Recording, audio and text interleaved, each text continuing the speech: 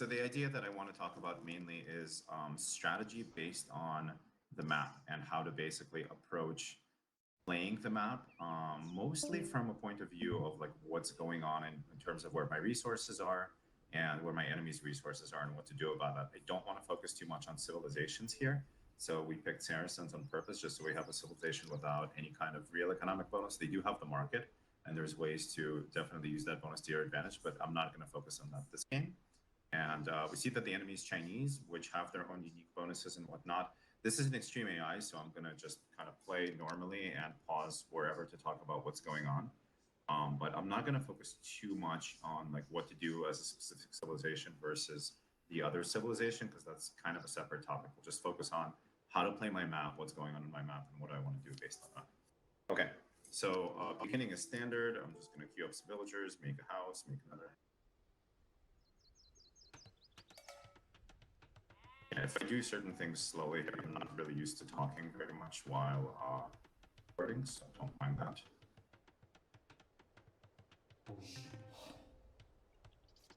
Cage capabilities, that's how you do better. Maybe you can learn some things. I tend to use select all villagers, and you'll see exclamation points over these villagers. I also tend to make my scout group 1, so to him very easily. And these villagers that are under my TC, I tend to make group 3. Villagers that I lure the boar with are group 2. This guy's going to get out to my group 3, and then by now, hopefully I found a good one. And if I haven't, what I would do is select my next villagers. Your voice is breaking up so much I can't hear anything. Your voice is breaking up so much I can't really hear anything. Okay, so real quick, we were having some technical issues, but I'll restart from here. And we're just at a point pretty early in the game where I've got 10 villagers. I'm exploring my map. And I've kind of stopped at a point where I've got a lumber camp set up. I'm building an extra house, and I'm looking at my map and seeing what's going on. Again, I'm not focusing too much on the mechanics of playing your Dark Age. I'm focusing on the mechanics of like adjusting to your map. Now, the New Arabia is super duper open. And oftentimes, like this stone mine here, the gold mine here, and the berries. Wait, you don't see what I'm pointing at when you're watching, do you guys? Okay, okay. So, do you see this when I move the screen around like that?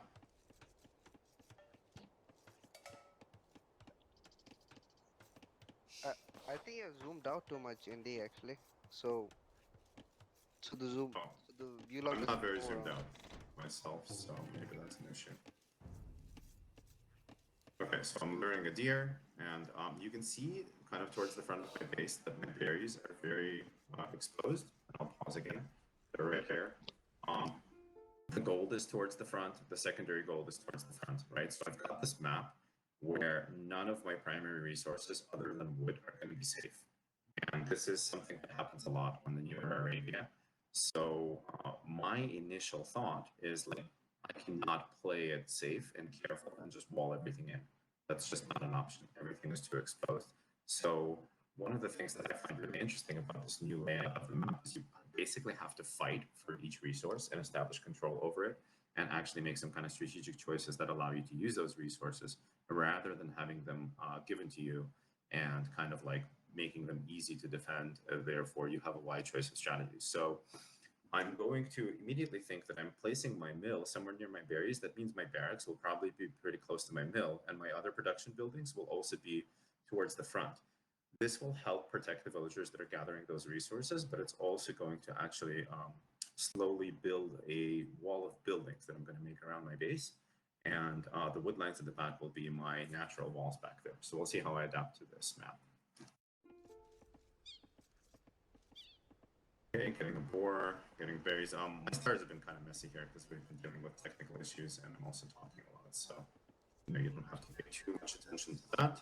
I did say that this group of villagers is going to be on hunting number 3. And I've got my boar there on hunting number 2, so now I can shoot my boar with the villager to 3, garrison, jump out. I'm going to finish off the sheep and go back to the boar with a shift cube. I like to build a mill one space away here from the berries so that it's easier to wall in if I need to do some kind of emergency walls if I feel like I'm being rushed. And my opponents are pressuring the berries, usually with militia and arms. If they're pressuring with ranged units, walling in will not be useful, of course. Okay, I'm bringing in a deer. I'm gonna garrison a couple of villagers, have them jump out and attack that deer, and now I'm gonna go explore. So I can go something like that. As I'm exploring the map, I'm gonna try to check back in with my scout so that I'm not overdoing exploring near areas where the TC might actually be and screwing myself over that way. Actually, I have way too many here. So one of the things that you can do is you can start walling early on this new Arabia.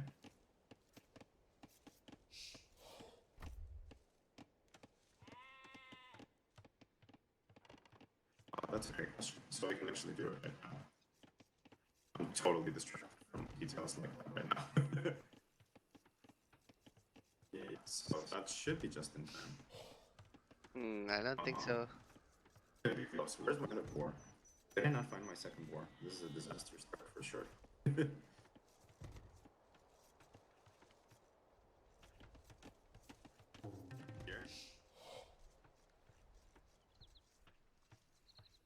Maybe. This is also where getting that extra deer really helps. Oh, yeah. There, lure that bad boy. 6 villagers require 2 shots to kill a boar, so this is the TC trick of killing a boar. 1 shot, 2 shots, on garrison, they jump out and kill it. It's not necessarily the most efficient unless you're really careful about where you position the boar. Okay, so I'm already walling in such a way where I'm walling towards the resources that I'll need to gather eventually. Oh, that's a bad house.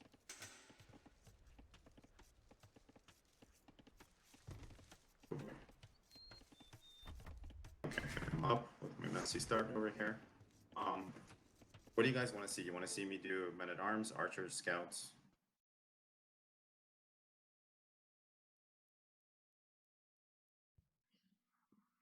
Scouts into archers. Okay, sounds good. So if I'm doing scouts into archers at this point, I don't need to go on gold right away.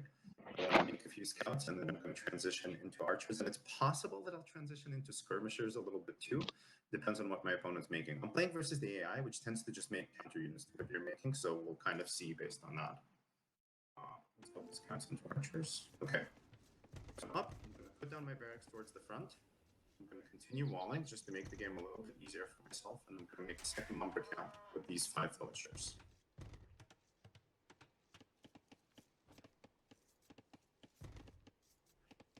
I'm being pretty careful to give myself space when I make these walls, so I'm not walling like this way. I'm walling towards the outside around the resources.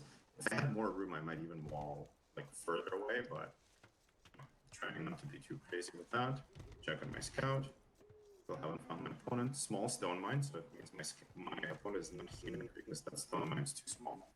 It would have to be, was it a 4 tile to be near the actual enemy base? Okay, I've got this completed. Make a house here. See how I'm walling from the back of the resources? Again, just to give myself more room when I do start to gather them. I'm also taking control of the hill a little bit with these walls. And this scout is now near territory where there might be a TC, so I'm going to move a little bit more towards the middle as he's scouting. I can actually do these 3 and make a stable right there. It's finished.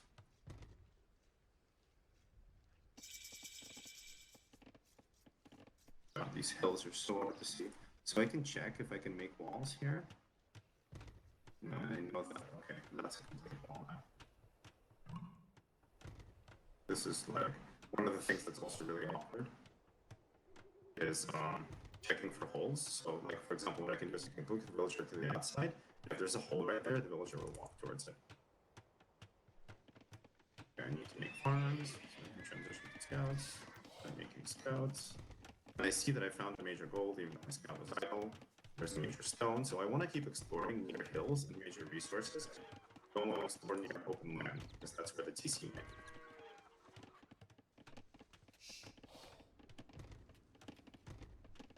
Get my wood gathering, upgrade. Here's the hole in my wall, so I'm gonna go here, make a house, go back to mining wood afterwards. I also like to use Shift Q a lot, just so I can give my villagers orders for the future once they're done. Okay. Start to explore what my enemy's doing here. Probably need another house here. This guy needs to get in. And can make a bolt right here. Okay. Villagers to attack. Yay.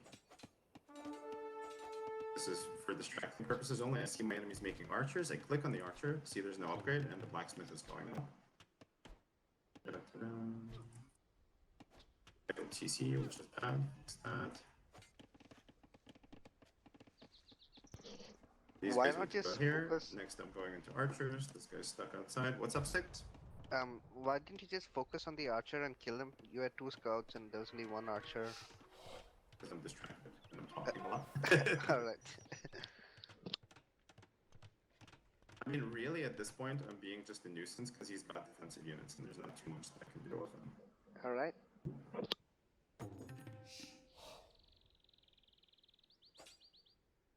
Okay. Prepare archery range here.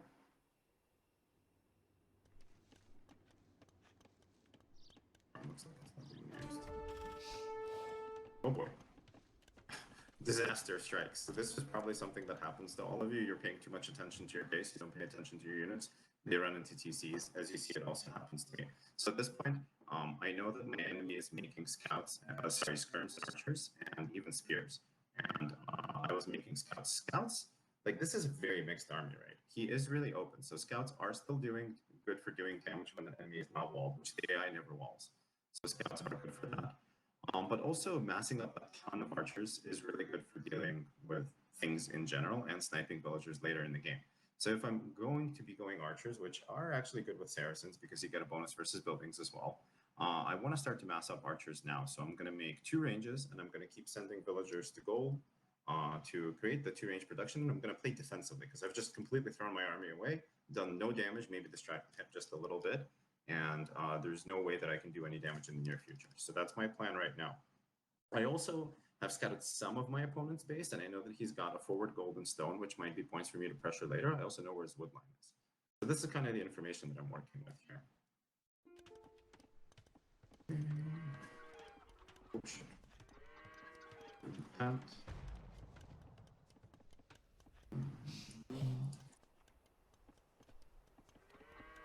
Okay, send further villagers to gold. Blacksmith, that's the next order of priority. Once I have 150 wood. Now my enemy hasn't been aggressive at all yet, so that's kind of been in my favor, but I know he has to start making help, basically. So I can start making archers here, but I'm actually going to start with skirms, because I know he has archers and skirms, and if I just make straight archers, my army will just lose. Blacksmith. My plan still is archers, but I want to start with skirms. Okay, here he is. This is where you better hope you have no holes, right? So, one way to check for holes is to try to walk the villagers outside, but also, like, when I was making these buildings, I was, oh gosh, I was supposed to go inside. I was trying to be careful about not putting buildings in positions where there could be holes. So I was, like, scanning with the walls as I was making them. And as you see, I've got my main resources protected. Right, so now I've basically given myself something that's pretty similar to what the older Area probably would look like. I actually want to make more farms, so still making skirms, and I'm not going to jump out until I'm ready to fight. I've got my archer armor coming in. I've already got my archer attack. I can click on his units to see what he's got. He has archer attack, no armor. So I know once I have enough skirms, I should be able to take it down. Because I have much better upgrades. I'm going to want to fight right here. Next spot, so you can all see it right on top of this hill. So once I have enough units, I'm going to want to come out on that hill and take the fight there. Extra wood, farms, got housed. Some of you are better at this than others. Stiggs is really good at getting housed, but still playing well. You can ask him how he does that if you're interested. At this point, I'm also very much looking to get to last stage. So once this upgrade is complete, this really should be last stage. You see how much being housed slows down the production as well, so that's really unfortunate for me. So I've got 6 scrims in there and 2 in here. Probably after these 2 are going, which should be good. Yeah, it's just that skirms right now will kill everything that he's making.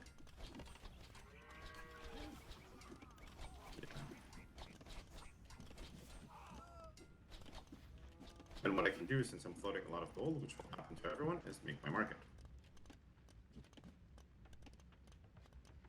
Actually gonna get a bit more food here. And now I'm pushing back, and now I'm switching into archers. So my main unit the whole time was going to be archers. But I first needed to deal with the army that my opponent had on the field. This is also like a really important point. You don't want to get married to the idea that this is your plan all along, no matter what. You also want to be adaptable enough to respond to what your opponent is doing in the actual game situation. Okay, my market is up. I'm going to buy enough resources that I can go up easily. See what's going on here. In bad shape here, and we should have just enough resources to go up. Somebody return some gold.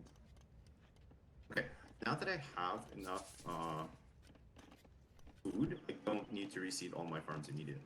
I do want to get my gold upgrade, and I'm also going to want to add another archery range. Now, you don't have to do this, but I'm going to try to go really aggressive here. I'm doing lots of damage to my opponent. At this point, I'm near his base. It's very important I put my archers on stand ground. What I can do is this. I can pressure right near where the TC will shoot, isn't shooting. I can go back in macro. Let's say I want to repair my range and come back here. Actually, I want this first. That upgrade comes in really quickly, the farming upgrade. So now I'm going to finish the farm, go back to my units. Because I heard the alarm sound, I want to see what's attacking them. Now the main thing is I want to be massing archers here so that I'm ready to do a lot of damage once we're in the next stage. I got housed again. I'm not paying attention to that very well this game. Like I said, I'm going to be playing sloppy because I'm talking so much and I'm really not used to that, but the concept should still apply. I mean, that's the exact same reason why even I get housed. So don't blame me next time. Next time we're talking strategy. Yeah. Okay. So here I can get to kill some units, but more importantly, I'm also pushing my enemy off of his resources. By the way, this is the extreme AI, so this isn't like super easy for many of you in terms of just seeing what it is that I'm playing against here. I'm not doing any kind of fancy micro. As soon as I'm in the next stage, I want to get the arrow upgrade. I want to get the crossbow upgrade. Now, it depends what I see my enemies making next. I don't need to upgrade skirms. Fight on the hill.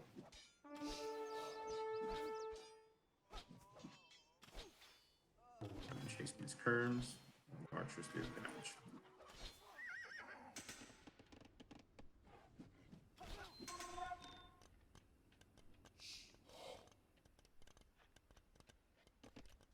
Okay, I'm getting a university.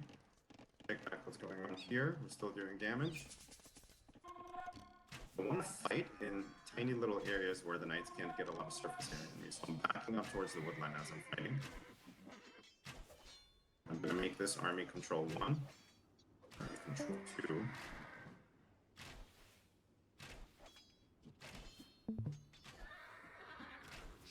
Keep harassing my opponents, see if my farms need reseeding. And I have a ton of food now, so I'm going to sell the food, buy a bunch of wood, and research ballistics.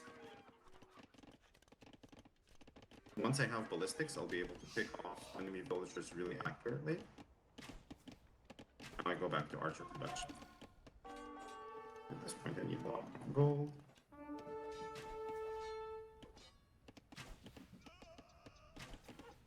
You see, I'm paying attention to my army sometimes, but I'm not having to do it always.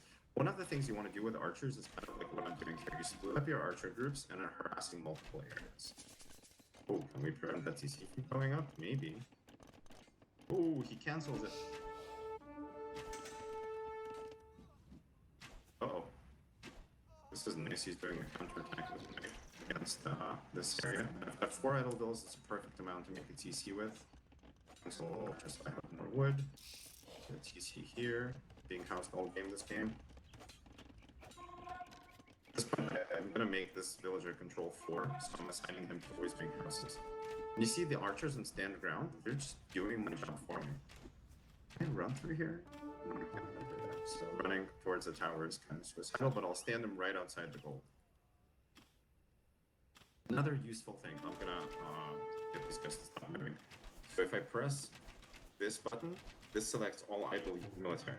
So the idle military right here is here and here. This military is not idle because it's fighting, and this military is not idle because it's fighting. And I'm literally just leaving them and having them shoot at stuff.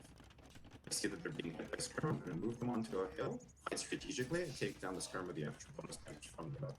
At this point, I'm just going to make up a reseed on farms, just so it's easier for me. Second CC goes to wood. Who's fighting me here? Skirm. I'm denying gold. I'm denying wood. Right, so I'm already controlling the game from my enemy. And I'm really not doing any kind of fancy micro tricks. I'm occasionally controlling my units. Oh, look at that. Other villagers. That's nice. I'm gonna move these guys here, see if he's using Gunhold Mine. This is an important trick. If you hold down Alt, you will target the villager, not the building. Sometimes it's really hard to select villagers. Alt attack.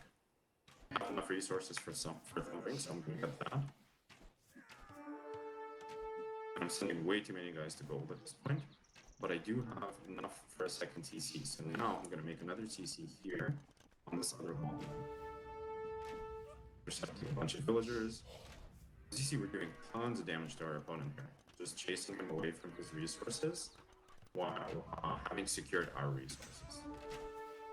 And having like good hotkeys kind of allows me to jump around to all these different things and see what's going on. So I'm making control groups. This control 3, control 2, put them on stand ground, have them harass the TC from this area and this hill. These guys are still harassing wood miners. These guys are approaching. Oh, look what we found. We found a bunch more villagers. We can easily harass the hill. Oh, this is an important point. I'm going to move these archers towards this area where they can shoot everyone. And then I'm going to have them stop. Now they just target all these villagers because of ballistics. They're going to kill them all. If I attacked them early, I would have been my presence there. And I wouldn't have killed all that many villagers because he would have run with most of them. So my enemy's mostly dead at this point, right? I'm like running so many resources that I can go on. So I have some choices I can make here. I can transition to Imperial Age and use advanced technology to basically kill my opponent. I can also boom, or I can make a forward siege workshop. I feel like forward siege workshop is something that a lot of people can improve on, so that's the choice I'm going to go for in this game. I'm going to take 2 villagers, and I'm going to make a forward siege workshop right on this hill.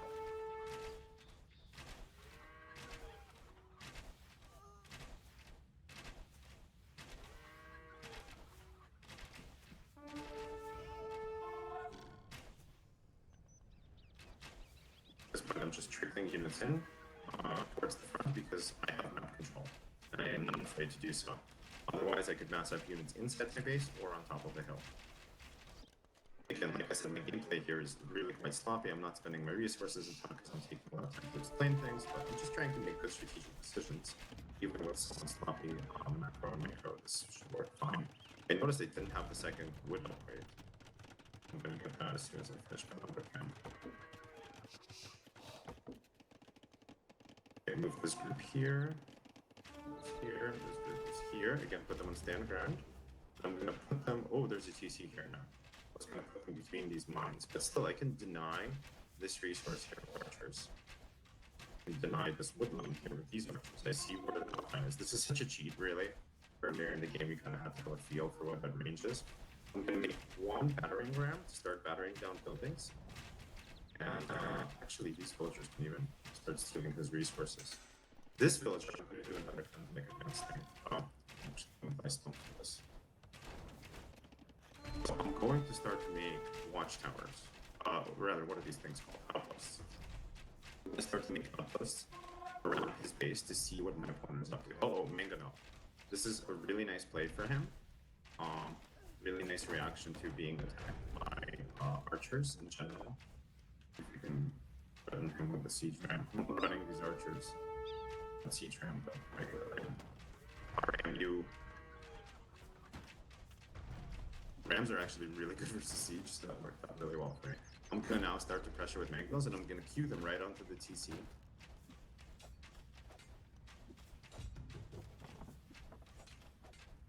That's firm.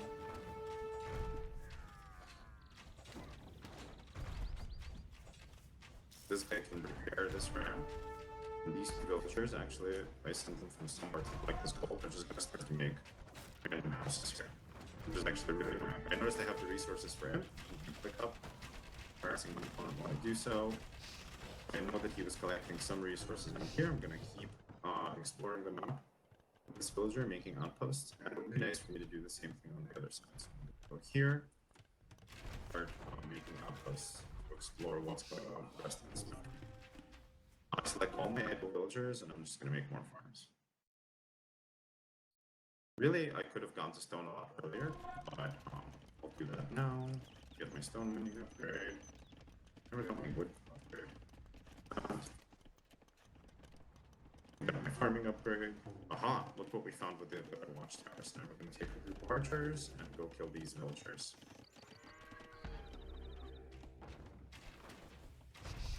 Continue to produce villagers.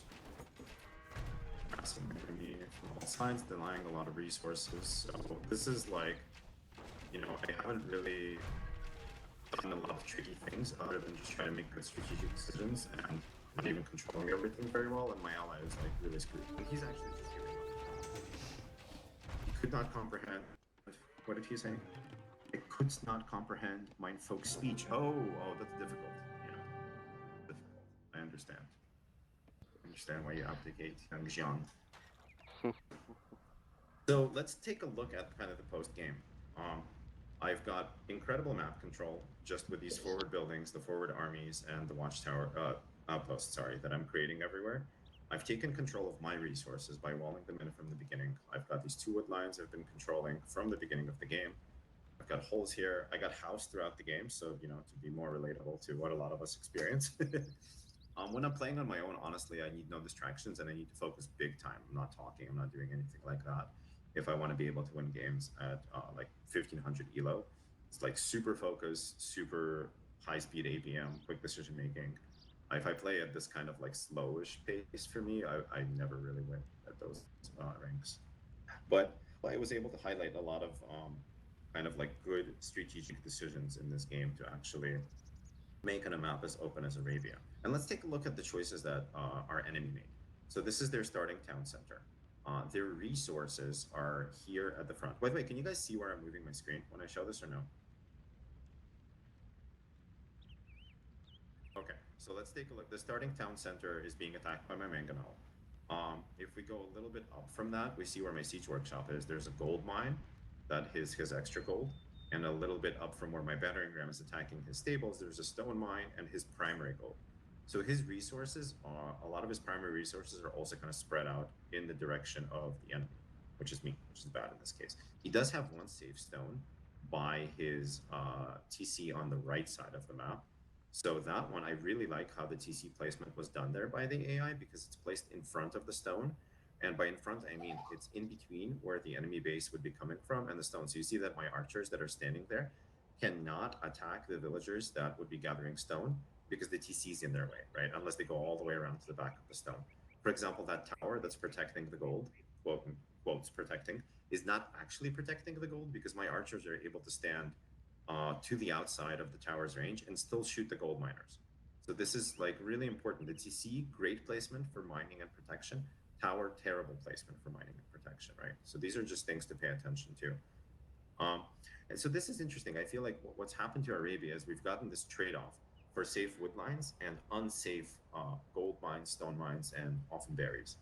So it's really interesting, and I hope you got some good information from this game of mine, but also like I'll field some questions here, and maybe we can get even more information. Any questions or comments, guys?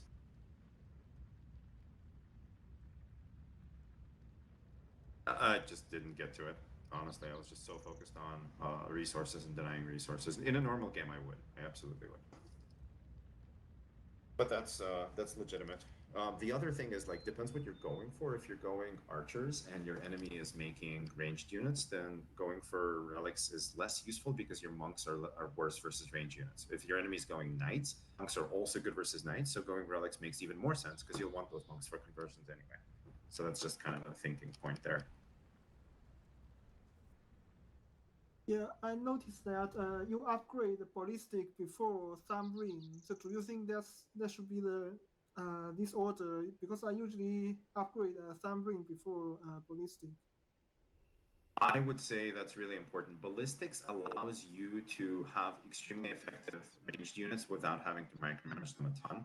Because, for example, if you are attacking something that is running away from you directly or running towards you directly and you don't have ballistics or it's staying in place, you'll hit them. And with thumb ring, you'll hit them more accurately. What ballistics allows you to do is track moving targets. So when you're attacking something and they move laterally or perpendicularly to where you're attacking, your archers will always miss because they don't track perpendicular movement at all. So when you get ballistics, you start to track all of that movement. So when you start to attack a group of villagers, as you saw with ballistics, I just walk near the villagers and put them on stop command, and then they would shoot. Every villager that was running away would get hit by every arrow, no matter what. And that's what ballistics does for you. Thumb ring increases your firing rate, right? So thumb ring is more important in terms of increasing your firing rate and firing with 100% accuracy at standing targets. But because any enemy that is like alive and actually controlling their units will be moving their units, ballistics is really way more important for hitting moving targets. So I would say that's more important. It is more of a resource expenditure. If you ever watch professional games, they get ballistics so far in advance of thumb ring that they almost don't feel thumb ring is important, relatively speaking. I mean, thumb ring is something that they get probably after they've clicked Imperial Age, unless they're in a really prolonged Castle Age fight, because thumb ring is also a lot of wood and food. How much is it actually exactly? It's like, yeah, 300 food, 250 wood. That is an incredible amount of economy because that's, 5 villagers worth of food and 6 farms worth of wood. So that's a lot of economy for thumb ring. Yeah, but when you do ballistic, you need to build a university. That's more Yes. costly. You're right. It's more wood, and that's absolutely true. But it's easier to keep producing villagers as you do it. So because it doesn't cost food, it costs the same resources as archers. So what I usually do is I slow down my archer production just enough that I can get ballistics. Once I've clicked the ballistics upgrade, I resume my archer production. Okay. Because it's the same resource expenditure. For me, I find it way more useful also to hit moving targets than to fire a little bit faster.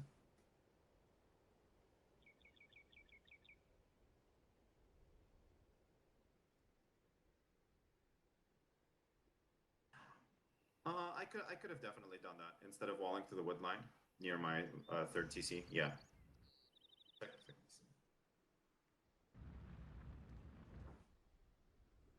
Yeah. Yeah, so I'll say this, because my other wood line that I wall to actually hit the edge of the map, it didn't matter too much to me. If my wood line did not reach the edge of the map, and by walling to the wood line, I would have left an area at the back of my map where people could walk around, that would have been a mistake.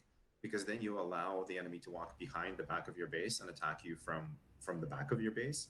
But because I'm basically using the edge of the map by having a wood line there, it doesn't matter as much. Although in theory, the more space you wall in, the better in general. So walling to the edge of the map, it gives you more territory inside your walled in area. It means that the walls are maybe a little bit harder to reinforce if the enemy pressures them, but it also gives you more area inside your map to work with. When you make really small walls and your enemy pressures you the way that I did to the AI, if they're like pressuring you with archers all around your walls and you have a very small base, it's so hard to work. It's just like everywhere you go, archers are shooting you, or they start castle dropping you or shooting you with mangonels. It's just a disaster.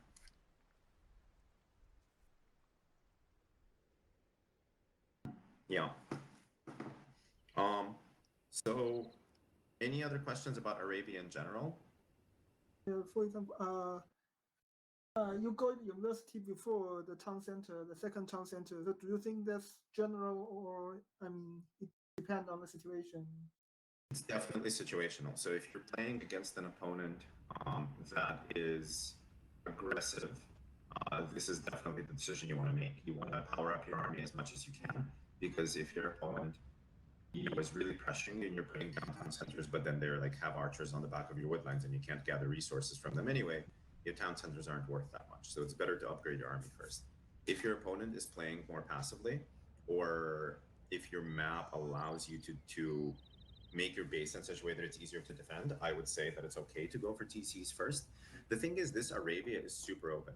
So in terms of my thinking as to how I want to approach playing the map, I want to control the map to some extent, and I want to control the key resources to some extent. My gold, which I was mining, my primary gold, if you can actually go there with your point of view, Indy, that primary gold is near my archery ranges, right? That's at the very front of my base. My secondary gold, which I took with my third TC eventually, is also at the front of my base, but to the side. My third gold is in no man's land, way out to the right side of the map. It's not even in my base at all. So if I were to go for town centers and my enemy has archers or mangonels or something on the hillside attacking my primary gold, and their archers have ballistics, for example, and thumbring, and mine don't, right? Because I went for TCs first. I'm in a situation where I can make villagers, but I can't gather key resources. So it's an easy way to lose the game. Like adding town centers before you have map control, or if your map isn't safe to begin with, is a way for an aggressive opponent to beat you pretty easily, I would say. So on a map this open, for me, it's take map control, take control of your key resources, then expand your economy.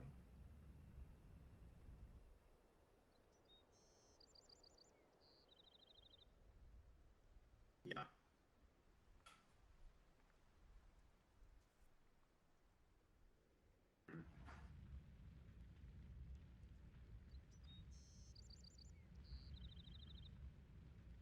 Yeah.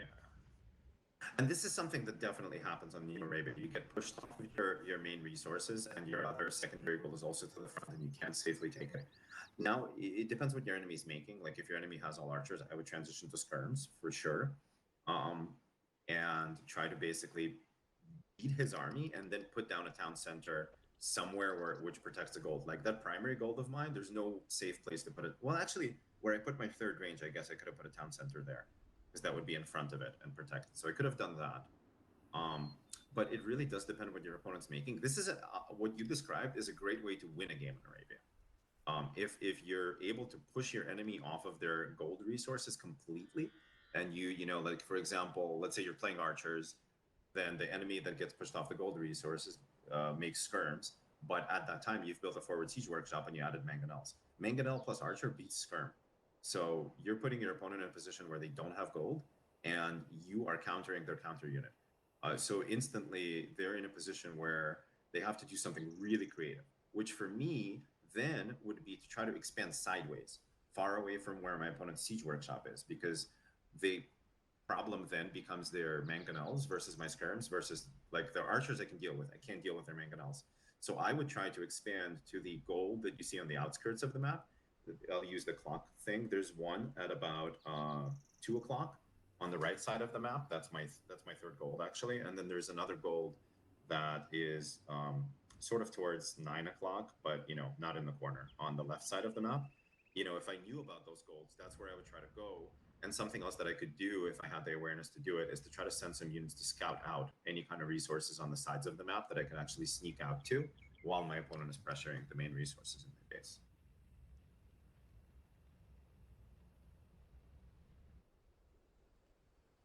Mm-hmm.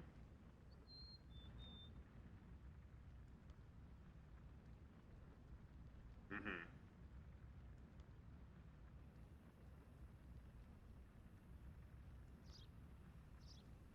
Well, it's a really good question. The thing is, if you put defensive castles in a way that allow you to take back your gold, then that's great. So, like in the situation, let's say, for example, you get pushed off your gold, you go to mine stone. My stone is also kind of forward, so it wouldn't be that easy on this map, but let's say it were easier. So you go to mine your stone, you can sell the stone for gold and use that to maybe create your own mangonels to deal with their mangonels or whatever, or create your monks to deal with their nets, that sort of thing. But if you were to do collect the stone, what I would try to do is drop the castle in such a way that you can retake a gold mine.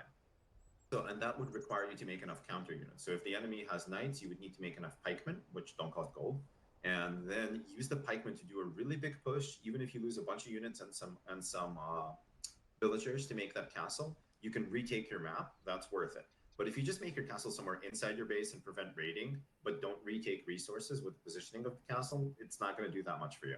And this is what I feel like is so interesting about this version of Arabia is the positional battle you have to fight to take control of these resources that are so far forward. Yeah. Actually, wait, I have an idea. How about we do this? How about I play against Stiggs and I play completely reactively? So we allow him to pressure me, and then we watch how I defend. Because I think this is actually what people struggle with so much on Arabia, is understanding how to deal with what they're doing. Because I think it's not just like me coaching someone, it's actually being able to execute my advice, which is not necessarily that simple.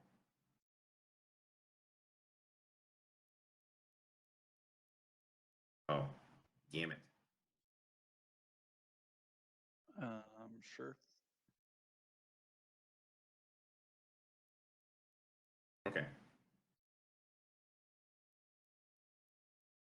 Okay, sounds good. Strat, will you make a game and invite me?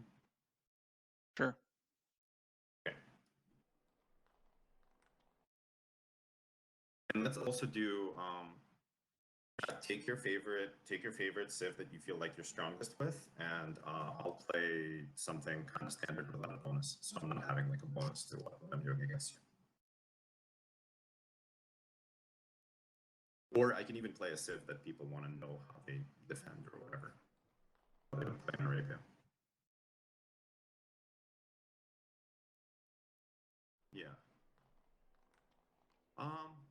Yeah. Well, the interesting thing I think with the game balance right now is every civ has something going for it. Like for example, Turks have extra armor on their scouts and light cap, extra pierce armor. So you know, like that's an advantage versus knights. They also have camels, which work versus. Sorry, the scouts are an advantage versus archers. They have camels, which work versus knights. But I can do Turks.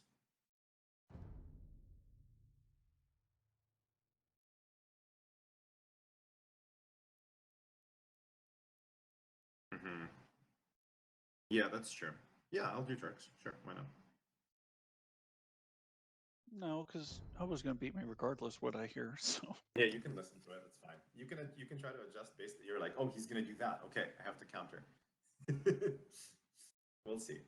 I think versus sticks that would have made more sense, but theoretically there should be enough of an elo difference here that I should be able to defend against what he's doing. And if I'm not, then kudos to Strat, really. let's not give too much credit to me. See how it goes. Well, so my plan is going to be in general to take control of my map and play defensively and try to counter what my opponent is doing and attack only based on the leverage that my positioning on the map gives me versus my opponent. So I'm not going to try to do this sort of aggressive thing where I pressure my opponent into making mistakes and you know, I just kind of like start killing villagers and get an advantage that way, which is really what a lot of higher level players normally do. But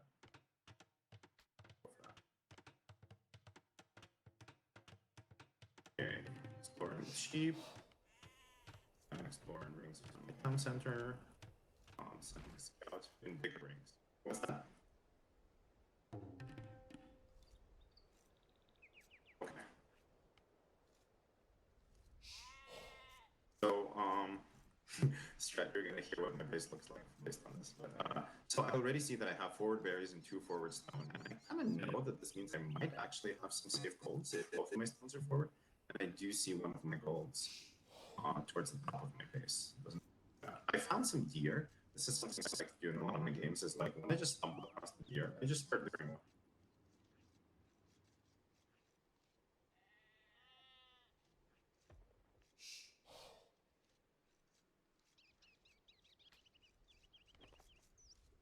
When I lure deer, I also often get an extra villager on food, just because I find that it makes it a little bit smoother.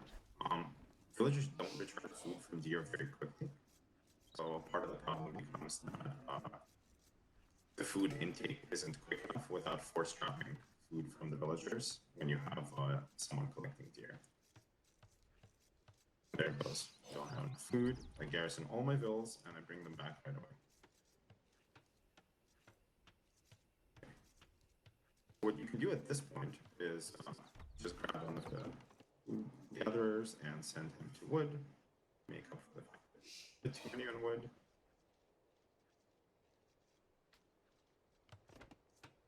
Sending my next fill to the boar. Okay, they're done with the deer. Mass select all of my idols and send them to collect food.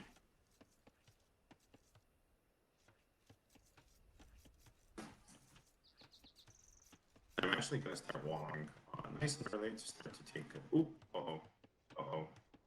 Okay, I'm going to try to rescue this guy, but probably will fail. Oh gosh. Yeah, I'm going to fail. But at least, okay, let's try. I lost the bill. You have an edge. The war won a battle. I was gonna try to use the sheep to block the war, but it was too late.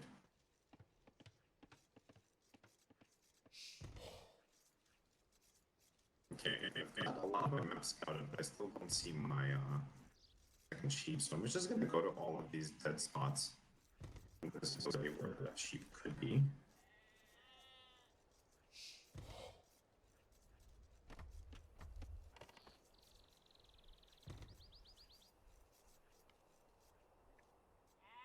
So now this walling villager is going to take the second boar. Okay, there's the rest of my sheep. I'm going to finish scouting my map a little bit and then go see what my opponent's doing. And figure out how we can deal with that. Dual tools for berries. Boar, that was too many villagers for just a few shots. So I'm going to garrison them quickly. Having a lot on boar like this is great actually, because boar are a very efficient way to collect food. Oh, I see a scout. Am I early enough to shoot it? Nope. I can chase a scout also.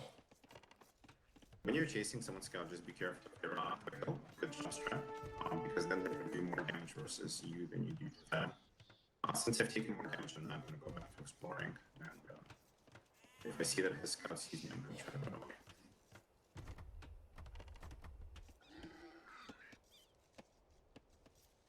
Okay, the house here.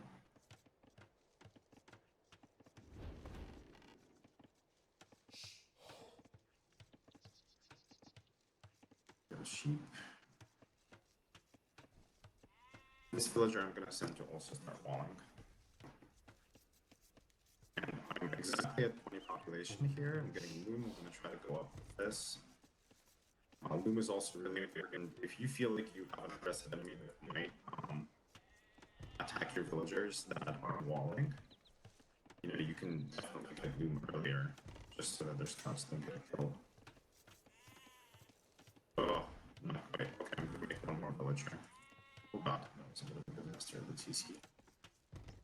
This one's going to finish off any walls that are necessary here. You know, I wanted to go up at 20 population, but it wasn't possible, so that's fine. I don't have an eco bonus, it's kind of hard. Oh my god, there we go. Finally up. Now we're gonna need a bunch more on wood at this point, so I'm just gonna take a bunch of these guys on wood. And I don't care that like this is slightly inefficient in terms of gathering food from the sheep. You know, I'd rather be safe than sorry with getting the wood. I don't need food at this point. So a lot of people, what happens, I have 4 on food right now as I'm transitioning to the feudal age. A lot of people have like 10, and you just don't need food right now. You're not making anything, you're not making any units, right? Unless you're doing arms or something like that. So it's totally fine to send all of your villagers like wood. And then you can start the transition into farming a lot easier. Transition into the defensive buildings that you'll need. And the offensive buildings that you'll need in the next stage. Okay, we've explored that he is collecting deer over here. Since he knows I'm not going to pressure him early, that's very wise.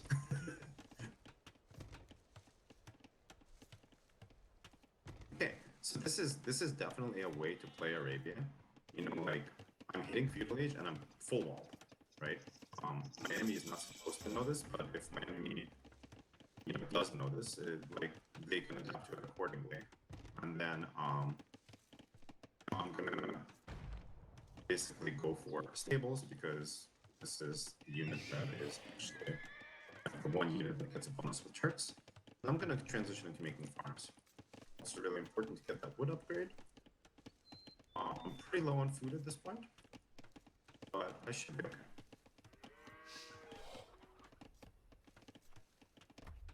I'm collecting it.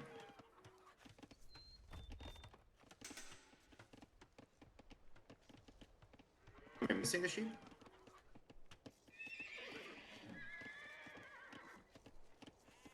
Yeah. Right. Makes sense. Okay, so when I have a far away wall like this one, it's really good to reinforce it because there's no way if he starts to pressure it that I'm going to be able to get back towards it without reinforcing it.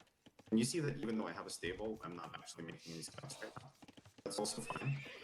It really does depend on what's happening. If I wasn't full walled, I would definitely need military, but I am full walled, so it's actually okay not to be too aggressive with taking military at this point. Now, at this point, I haven't seen anything from enemies, so it's really important to know what my enemy is up to. Aha, there we go. My enemy is attacking me in scouts. I'm immediately going to send a villager to try to reinforce that wall.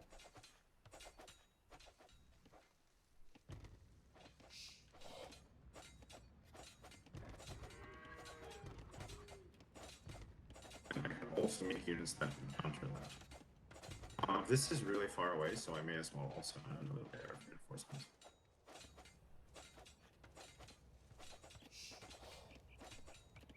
Now, if I didn't react in time, right, and he breaks in, it becomes a disaster. I have to do things like getting spearmen, try to do something else to counter the fact that he's got units in my base. But I reacted fast enough in this case that there's no big deal, so. Okay. Let's see if he can counter what he's doing here. There's a lot of scouts. Oh, and spearmen. Okay, so he's really being aggressive with this strategy of his. I'm clicking the repair button so that I actually know how to repair this wall. And I really hope I get there in time. This is really nice to attack for him because I actually think he's attacking downhill. Or why it's going down so fast. So I can also reinforce this by making buildings.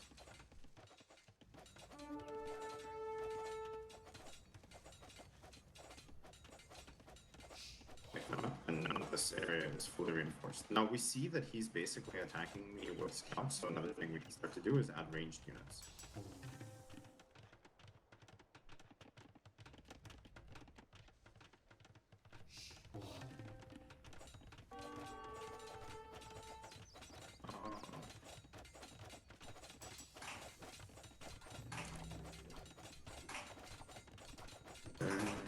Second lumber came from the wood. At this point, it's really important that I go to gold.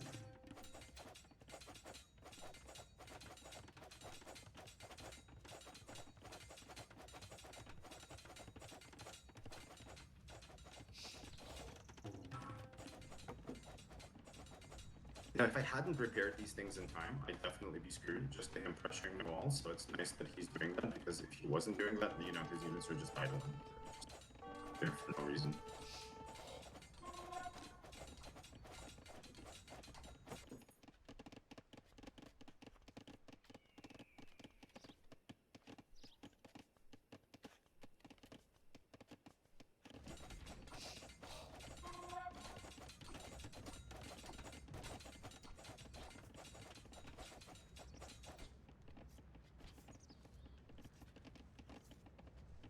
And then I've got this group of units to see if I can do anything against my opponent. I see that I've now collected a ton of wood because I've got that second lumber camp, so I'm going to take a bunch of these lumberjacks and send them to farms. I've got this group to defend my base. Those more farms. What do we got here? See if we can pick off a villa. Got a spearman on the defense. Okay. We know he has spearmen on the field in general, so I'm just going to see what's going on in his base. If I can get any opportunities, I'll try to pick things off. Otherwise, I'm not going to react to that too much. I'm continuing to build my ranged units here.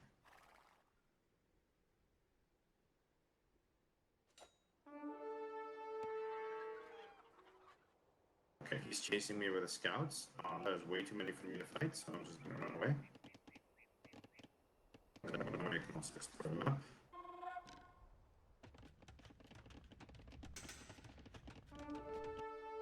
Oh, we can isolate this guy.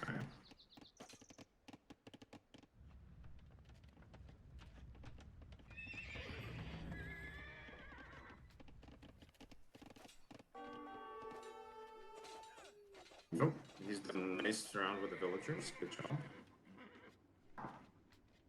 I'm just going to use my units to explore the map at this point, and I can't really do anything. damage to him. He has stronger army than I do right now, and I also don't need to do damage. That's okay. I'm looking towards Castle Edge at this point. Going.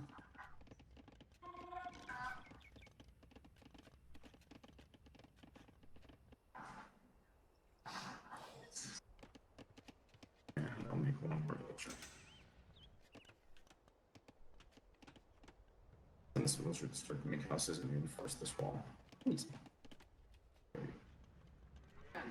My girlfriend's making weird faces at me. This is very inappropriate.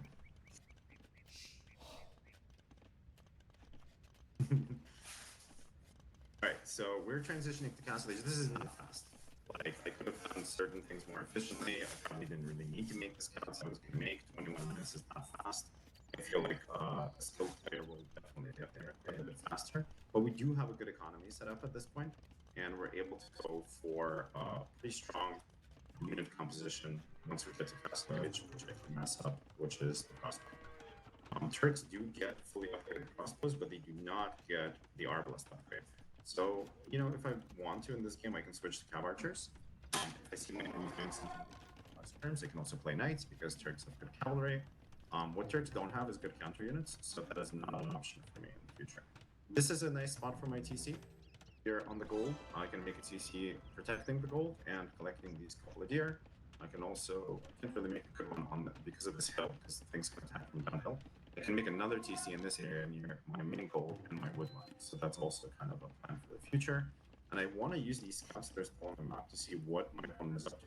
Because he just hit Castle Age. Is he making TCs? Is he making army? This is a really important consideration now. The Spearman upgrade. They have +1, but that can also apply to his knights or camels because he is purpose after all. And I cannot make spearmen, so if he's going with the knights and camels, that's what I'll have to put it another way. Ooh. That's bad. I didn't make that. I didn't make my archer upgrades early enough, so now I'm behind in terms of getting. What do you call it? Oh! He's got siege and knights. Okay, this is going to be difficult. I'm going to need to get my own siege works, so I'm going to do that quickly. Getting this TC up wood. Get my wood upgrade. And I'm actually going to cancel something. Hold on. This is disaster already.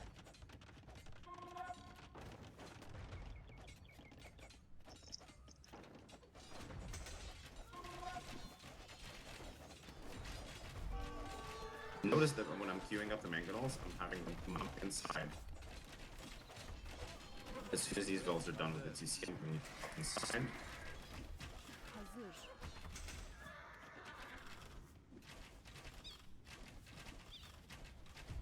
And then I'm going to switch to cavalry protection.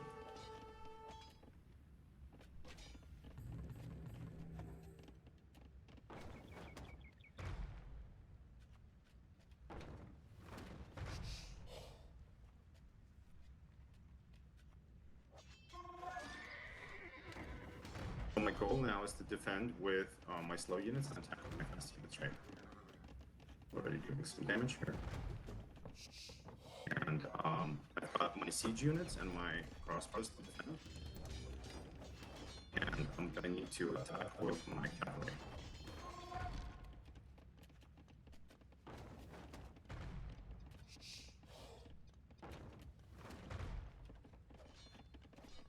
Man hasn't noticed this, so this is working out really well for me. It's just one unit doing a lot of damage. I'm gonna pop out one of these guys and see if I can do some damage.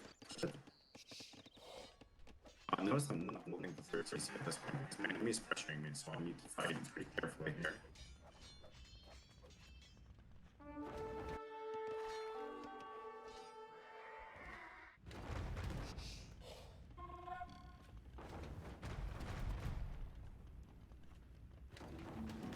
Keep your important units like mangonels hidden inside your siege workshops until they're ready to fight.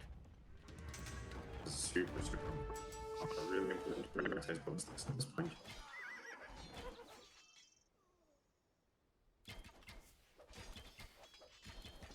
Ballistics This will allow me to kill cavalry very easily. Definitely make a blood lines before this goes down.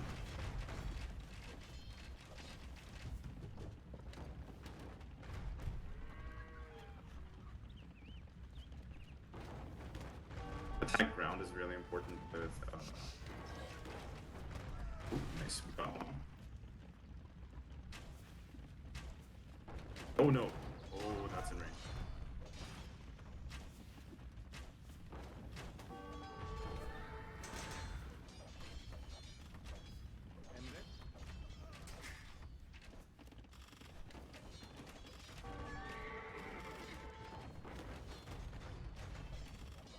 Disaster is transferring very well so far.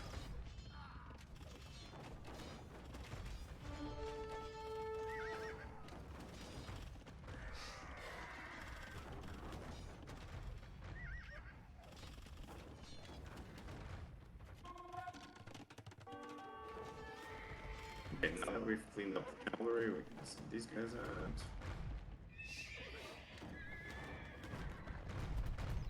Get the medals.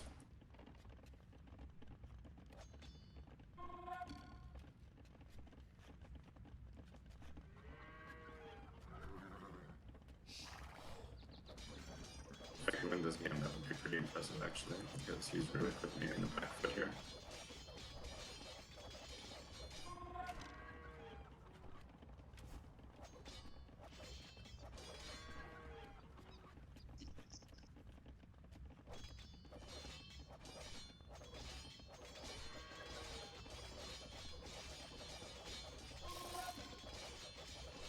Really important to micromanage your main puzzle. Oh, 2 for 1. 2 for none, actually. This one, okay, this one. And stay in your main TC at this point. Okay. We've defended a little bit. We need to rebalance what's going on with our nonsense economy here.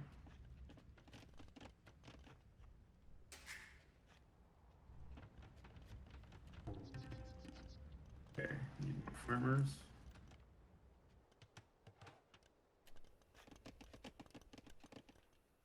And now we want to transition into making more mobile units.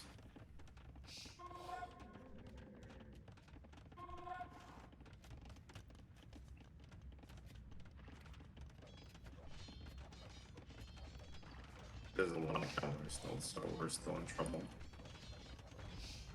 Oh man. Problem is we can't have pikemen, so this is definitely a difficult situation.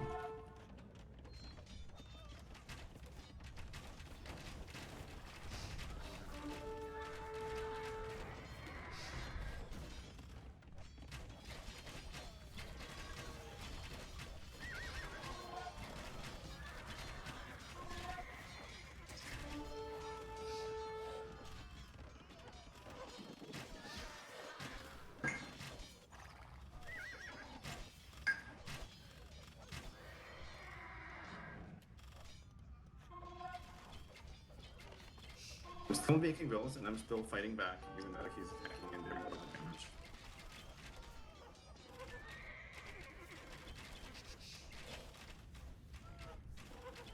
The most important thing is not to panic. It's just try to do whatever we can to figure out what's the best action for this situation. He's definitely hurt us a lot. At this point, we have to do some counter damage. We're really screwed.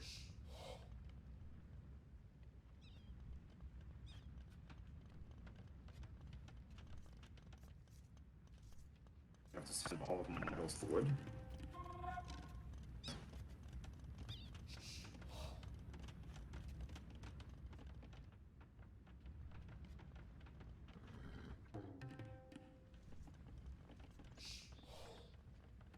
And then we've lost a bunch of farmers. He did lose a ton of military, and one of the ways that you can check as to what's going on in the game is check the score.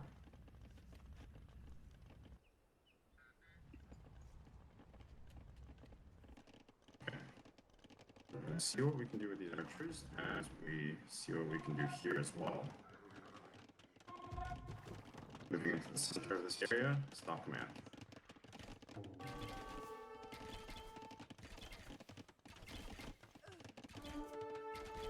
Look at this. Disaster for him.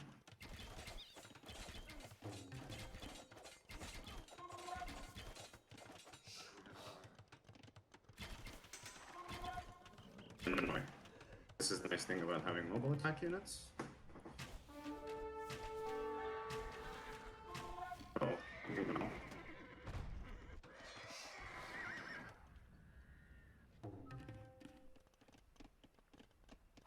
Notice that my cow archers are slow. Getting this one third.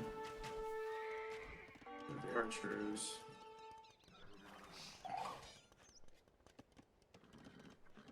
Oh, disaster. Just try to get into a tight corner, do as much damage as we can, maybe pick off some villagers.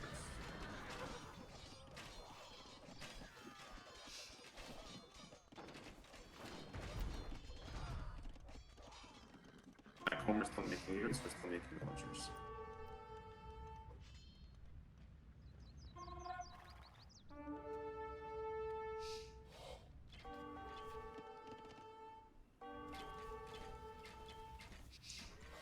Where are these guys going? What is happening here? Oh my goodness. Since you're here, you have to get out of here. This is what's really nice about cow archers is that they can't pick off minions a lot better than archers just because of the mobility. But we have to get out of here. Full disaster mode over here. Apparently talking decreases your elo significantly.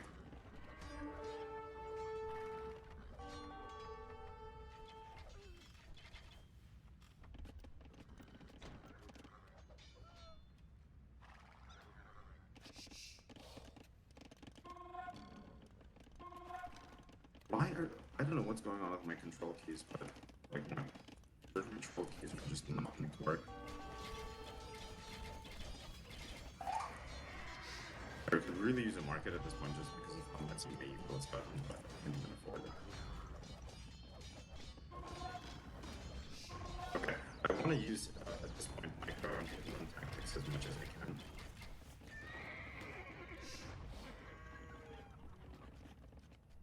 That means really focusing on those cap archers. I really need more food. We're definitely in a pretty bad situation in general.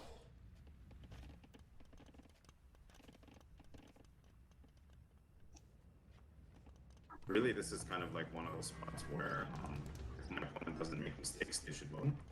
So we're just gonna have to rely on strat messing up somehow, or on pressuring him into messing up. Oh, he's making counter units. This is bad for us. You want to take good fights on hills if you get. Oh my gosh. Disaster again. And then we're gonna have to switch into making units that are better versus what he is making, so maybe we can switch into camels. This is bad no matter how you look at it.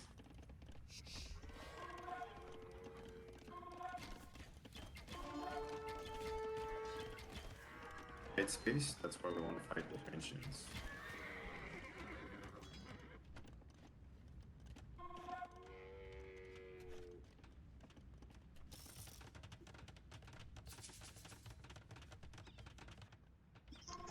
Oh, he's castle dropping this. Okay. And we're gonna need to expand over here.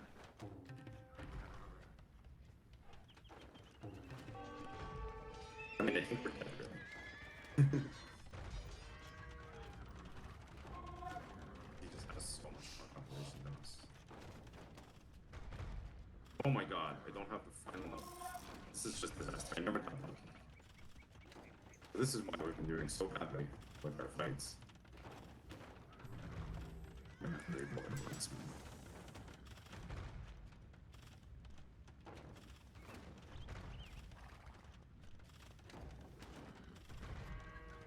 We're 2,000 score behind, so this is like really bad. And Bob Canara certainly helped.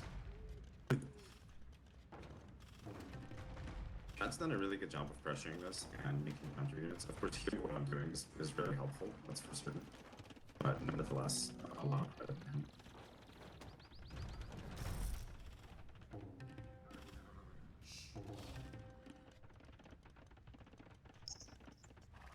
Where the hell is my blacksmith?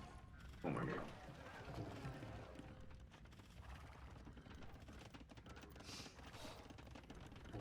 What we need to do is expand over here. Trying to expand away from where the enemy is dealing with us.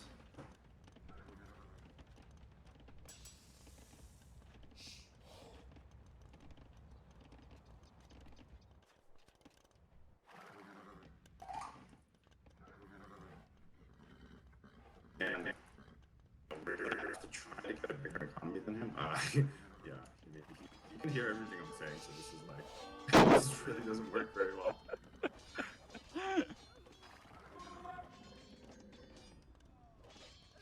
Yeah, that's pretty hard when you know what I'm doing.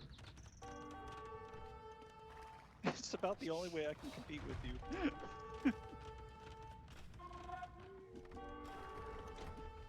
Well, and me talking and messing up with my and everything.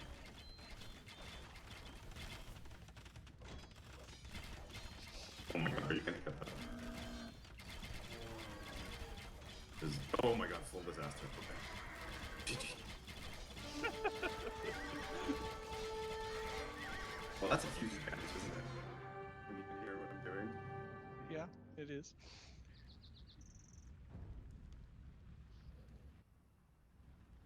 Oh, that's hilarious. No, because it was just like every time I go somewhere, I'm like, man, he knows what I'm doing. Like, I have to speak about it differently. But honestly, maybe it's interesting to watch this game from Strat's point of view. Kind of like go through some of the stuff that he's done that he did well, real quick in this game.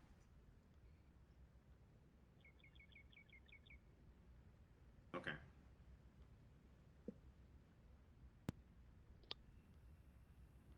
Yeah. I feel like just in general, Strat did certain things really well, which is like he pressured my base and kind of kept map control by having a stronger army in Feudal Age, and then he used his Civ's advantage of going into cheaper cavalry units in Castle Age with forward siege very quickly. Besides which, you know, when I did raid him, he countered pretty well. He made counter units to deal with that in general, but just pressured me enough, really, with units that were really hard for me to deal with. Because I'm Turks, I can't go into pikemen. So instantly I'm in this like awkward situation, and the fact that he added mangonels really early in the game to complement his cavalry made my ranged units a lot weaker. Also, the fact that I forgot Bodkin Arrow matters an insane amount. Not having Bodkin Arrow is like a full disaster versus units that have high pierce armor like cavalry. So that is not surprising why I couldn't kill anything. It's just like, man, these fights feel so bad. What the hell? All right, good job, Strat. Well, thank you.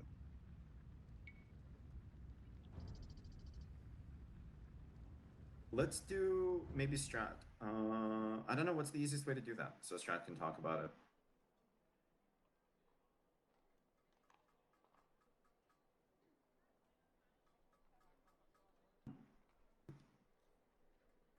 Yeah. We'll have it. I have not a great internet connection, so me posting is probably not a good idea.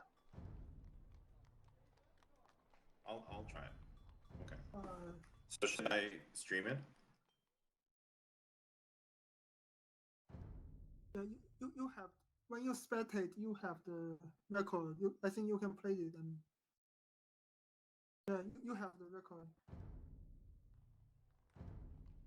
Really? Yeah, I have.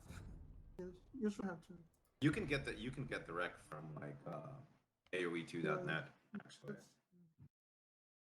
Yeah. Oh, you do have it? Okay. Yeah, go for it. Yeah, we Okay, need I'll to put this recording mounted and everything. Strat beats Hobo. Yeah, I'll try It will never happen again. Yeah. Dude, it's so hard to raid you when you know I'm doing it. Like, what the hell? Yeah, well. Oh, I don't know if you really have Hobo talk about it first, and I can cue in if need be. Yeah, I can. That's fine. I can talk about it too. Because you can Let's go coach me full too screen. on what I did screw up. Yeah, so we can fast forward through this. Go like double speed, just to kind of see. You know, we can. Can you go view lock actually? Let me see how that works. Yeah, that's fine. So he's doing a nice job exploring his base here, exploring kind of in circles around his base to see what his main resources are, and you know, just kind of going from there. Got a pretty nice lumber spot, and I like that that house is already built to start walling. You definitely could have full walled your map, I guess, but I also told you I'm not playing aggressively, so it made sense not to. Why bother? Yeah. You know, in a normal game, there's certain things, like, for example, I scouted that he was taking deer. Obviously, in a normal game, I would just pressure him taking deer. But in this game, I didn't. So, like, little things like that are... I mean, it's a big deal that he's getting all that deer income without me pressuring it. And, you know, normally you wouldn't be able to do that unless you wall in your deer or you have so much more Put a couple military than your spears. opponent that it doesn't matter. And if you do play open, you have to play really high military, which is kind of how Strat approached this. So I think that doesn't make sense. I would have stuck some spears over there if I was really worried about you doing anything. Right, yeah. Yeah, exactly. So, you know, like, in those kind of situations, it's always really important to scout the edges of your enemy's base, especially when they're walled, because usually that's where their production buildings are. So then you know what counter units you need, for example, for defending these hunters that Strat has over there. Okay, let's unlock it. So let's take a look at the front of my base. So we'll see what Strat scouted. Let's assume that he clicked on the stable, or I personally don't know what building foundations look like, so I have to like click on them. But that's a stable over there. So if he needs to, he knows he can make spearmen, and he does actually mix in a couple of spearmen with the scouts. I made a spearman myself, and when his scouts were pressuring my walls to try to deal with that, but the fact that he brought spearmen forward meant I couldn't deal with his army. So he kind of kept control of the game from the beginning, just with making units here, which is a really good job. On the left tab where it's the ribbons are, can you click on it that once so it shows us the villager count instead of just the resources and score? Where the There's three ribbons are on the lower left. red, blue, and white. Yep. Yeah, click that. There you go. It just shows the villager count, so we'll also see how things are going. So our villager counts are even, I think. Yes. A little blurry for me. Okay. So here he is pressuring my walls. Now you can see in terms of what the defender's doing, how I'm constantly sending a villager to either repair or reinforce the walls. This Waste is of really time. hard to do in Arabia if you don't have proper hotkeys, right? So I have a hotkey for my repair button. I just use the standard QWERTY setup. So that's what the game kind of starts you with. And, you know, for me, the hotkey is E. But just make sure that you can do that, because if you just try to click on the wall section without a hotkey, oftentimes the villager will like move there, or you can click on a resource or a scout, so he won't actually do what you want him to.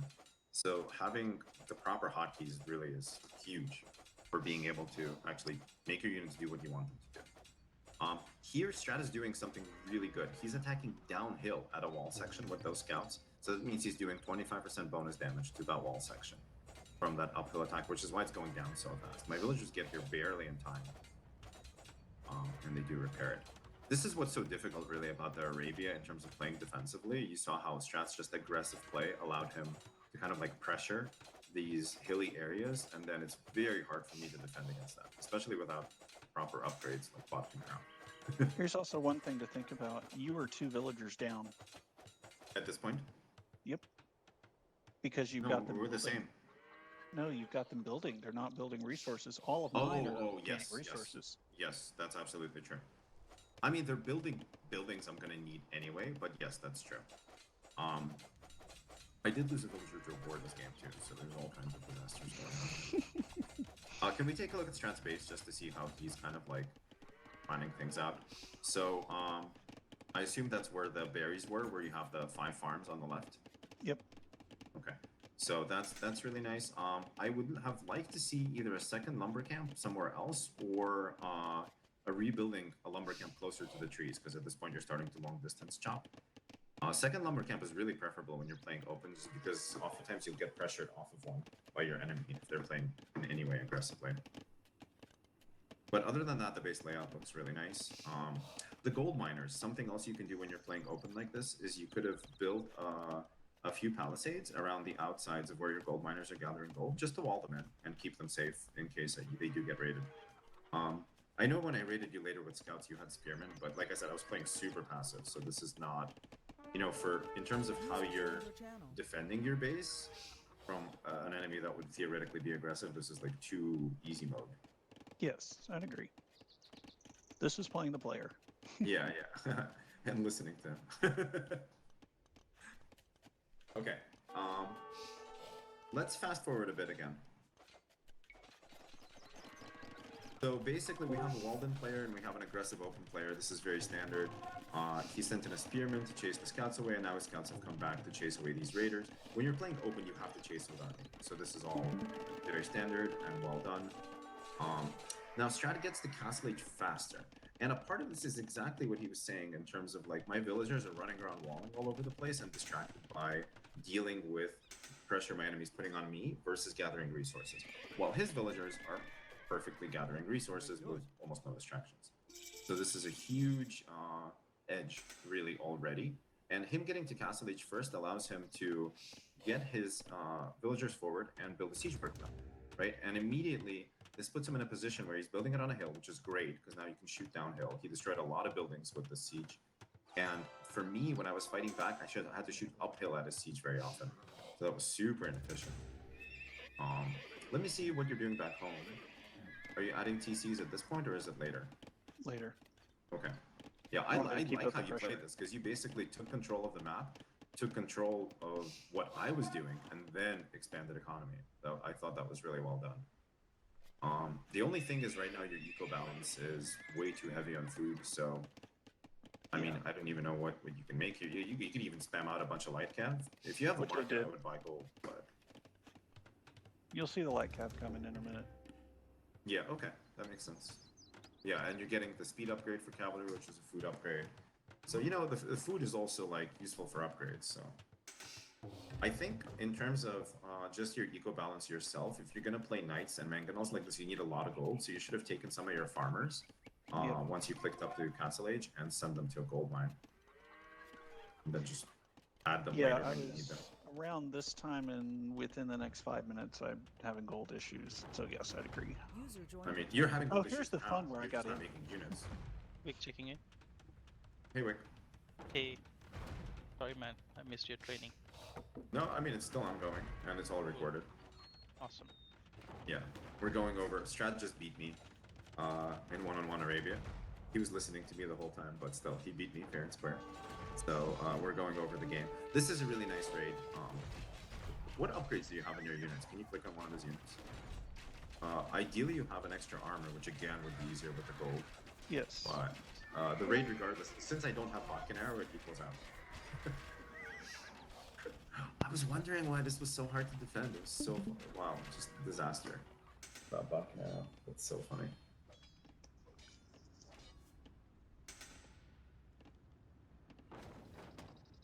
You basically made the game so sloppy for me by just constantly like attacking me with the mangonels and raiding me.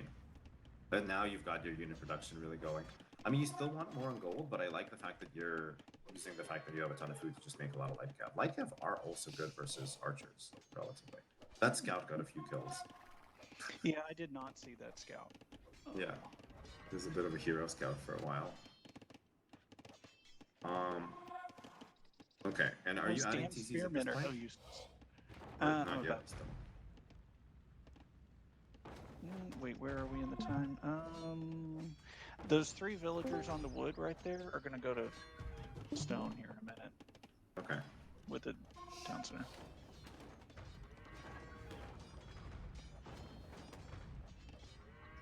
But no, I probably should have done a town center earlier. Mm-hmm.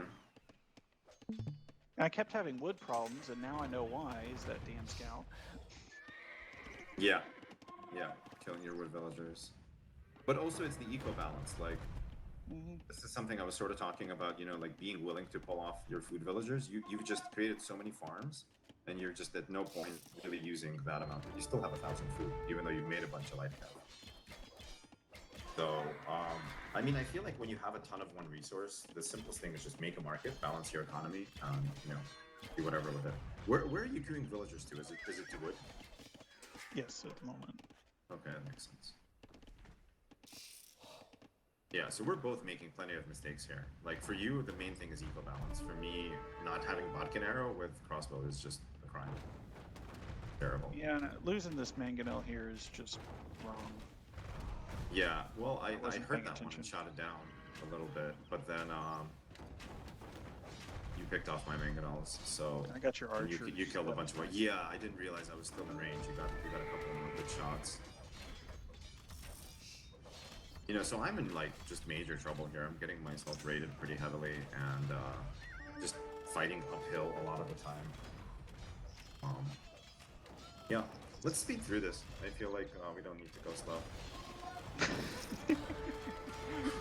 Don't watch for The point of the game where I'm just like, how do I say that I'm moving out to a side resource without him hearing it? Like, should I just do it? But I said it, and then you're nicer there.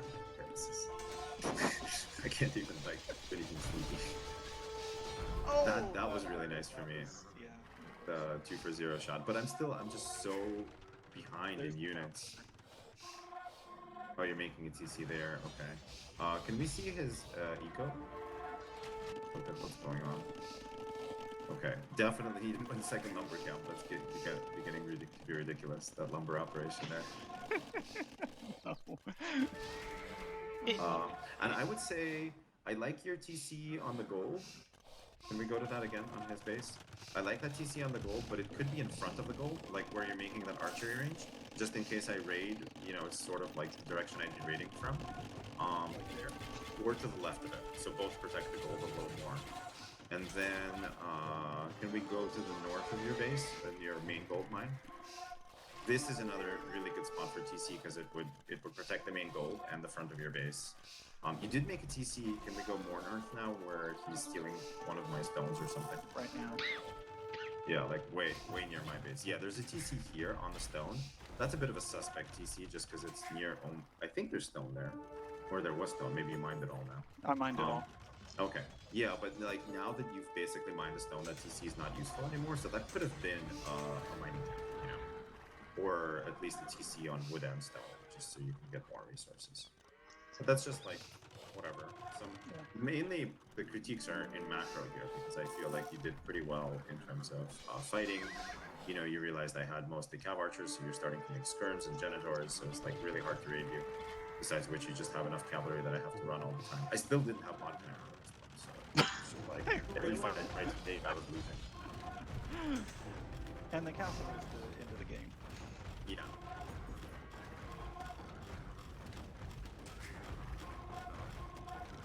Well, it's because I didn't have the buildings for it, and which is my bad. I mean, I should have had them earlier, but I was more focused on, you know, beating up Hobo. Right, exactly. This is the thing, when you're fighting a lot, this is going to happen a lot of the time. This is why, honestly, like having a market can just be so useful, because it lets you balance out those kind of like macro mistakes really easily. Yeah, but like once you get that second castle up, I was like close to denying it, and I'm just like, okay, well, clearly, like I can't do anything now. Jump strat. Thank you. Let's do. Yep, strat. I want to do one different map that we can focus on and talk about strategically. Kind of get into that a little bit, and then we'll be done with this session. So, I guess we can do something like Arena, but I don't know how popular that is with all of our players. Or we can do. Okay.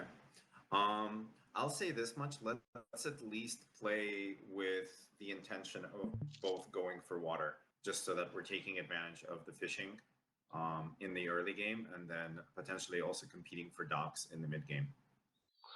Sorry, competing for ponds in the mid game. Because you can do strategies that ignore that, but I want to focus on how to like mix in, you know, actually playing with water as well.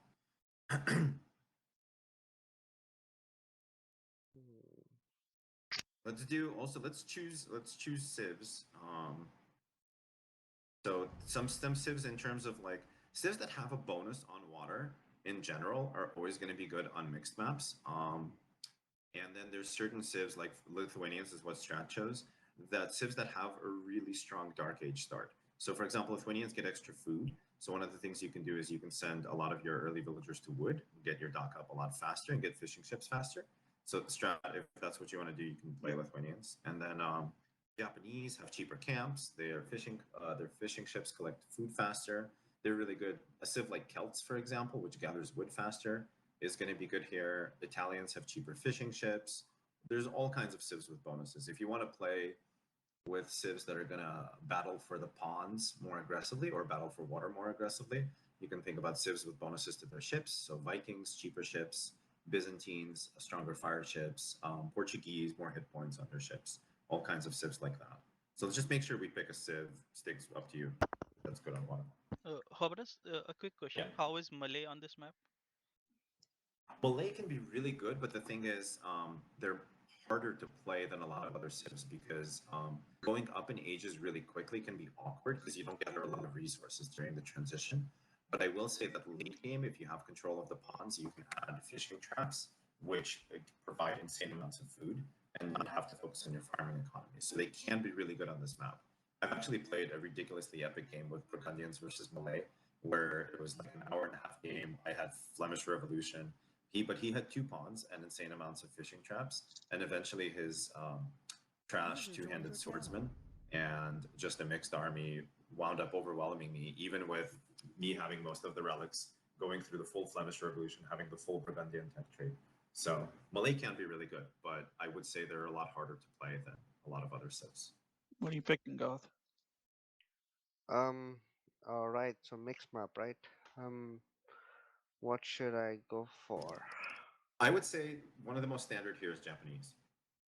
Japanese. You All can right. play Japanese archers it is. until Imperial Age. Your cavalry has full upgrades.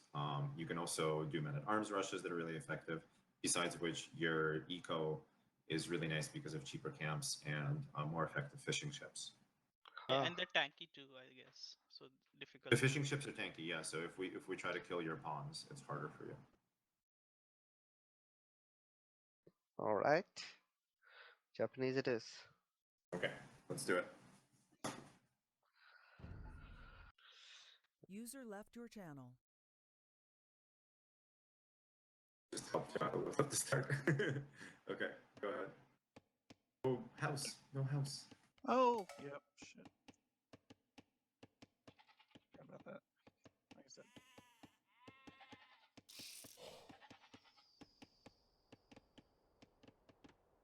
Yep. Yeah, I can. Thank you. Okay, so your next guy is going to make a dock? Yes. Okay. And then what do you need? You need enough food for 1 fishing ship and you transfer to food? Or how does this work?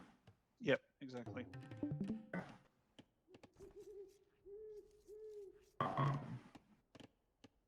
Get sheep over here.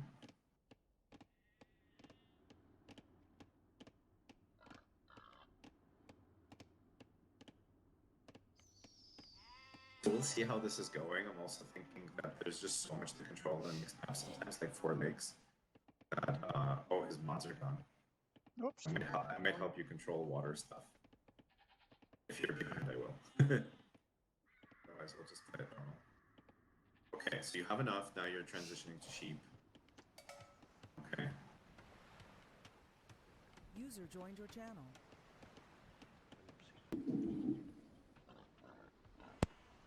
Cool. So we have make a fishing ship. Yep. Dock is complete. Okay. User And left now, your channel. yeah. So now this is kind of an unusual build with Lithuanians. So we'll just ignore kind of what he did at the start, other than briefly saying that basically he collected enough wood to make a dock and a fishing ship, and then transition to the standard food. I would say the standard things that you're looking for when you're playing a mixed map is 6 villagers collecting food and going up to 8 villagers on wood. Once you have 8 villagers on wood, you have enough for consistent fishing ship production, as well as getting to the buildings that you'll need. And this is with a civ without some kind of a bonus. With a bonus, you know, like it'll be even easier, or maybe even 7 on wood will be enough. But well, then you can start going back to collecting food resources and eventually gold, etc. It also really depends whether you're going to go for a fast castle type of build or more aggressive feudal play. What do you want to do, by the way? Castle or feudal? Feudal. Okay. Styx does not do well typically in feudal. Okay, so you want to play aggressively. Oh, you see his Vil. So he doesn't have loot. Get his Vil. Yes. So this is really important. So Strat did a really nice job of scouting the area that his opponent might be making a dock. And now, because Styx didn't get loom, he might pick up... Oh, Styx is quick walling it. Oh my god. Oh, he got the quick wallet. Well done by Styx. That's actually really impressive. Very well done by him. Okay, so basically, once you get your 8th villager on wood, you can start to get the next villager on board.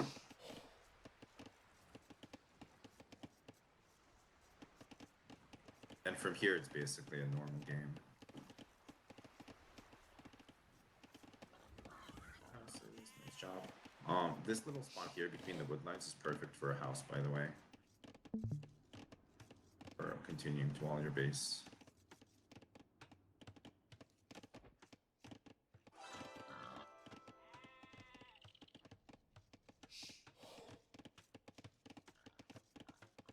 Is there? Okay. Well, that's interesting. I don't know what we can do about that. Okay. Okay, we have 10 on wood at this point. I think we should stop with the wood villagers. You're right. Make a house for the next one, because we're reducing from 2 buildings, so we're gonna get housed way quicker than normal. Probably gonna get housed here. You have a house. Did you make the house actually? Oh, the dock villager. Okay.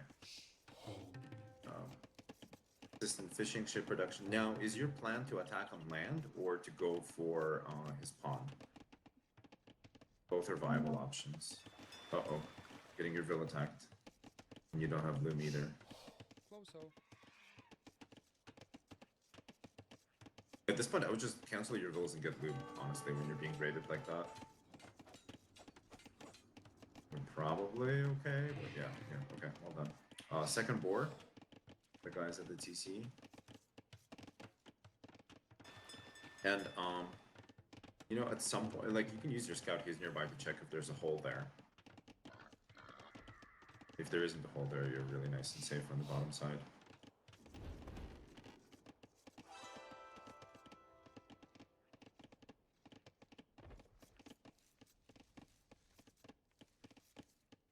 Okay, very nice boar lure. Okay, we should cancel a few villas and go up. Yeah, nice. And make a barracks now that you have enough wood. Sorry, did you say if you were planning to go for his pawns or for land aggression? Land, mostly. Land, okay. So yeah, let's make a barracks pretty soon, as soon as we have enough wood. Okay, good. And I like that you're making it in front of your berries, that's really good. Okay, so I'm gonna do a couple of things with your scout, just because I think this is really important here. So one, I'm scouting whether he has another dock on the bottom pond. I'm also gonna scout if there's a hole here. And then I'm gonna scout the front of his base. One of the things that can happen on this map is also people can send sneak villagers to make docks in your ponds. So you can take one fishing ship, and I'll do this for you as well. And you're gonna send it up to the top of your pond, where he's most likely to make a sneak. And there is in fact a hole here. Now we know there's a hole here, we can use a villager to plug it. This fishing ship can essentially collect food from that weird corner fish, just so it keeps vision of that part of your pond where he's likely to actually sneak a dock if you were to sneak a dock. You still have to notice it on the minimap, but... Okay. We're short on wood and very heavy on food. So... I would take your berries, guys, and send them all to either gold or wood. Now, he's got his stables up, so he's gonna scout rush us, so I would make some spears now. And probably send, you know, at least one spear to your gold and one to your wood.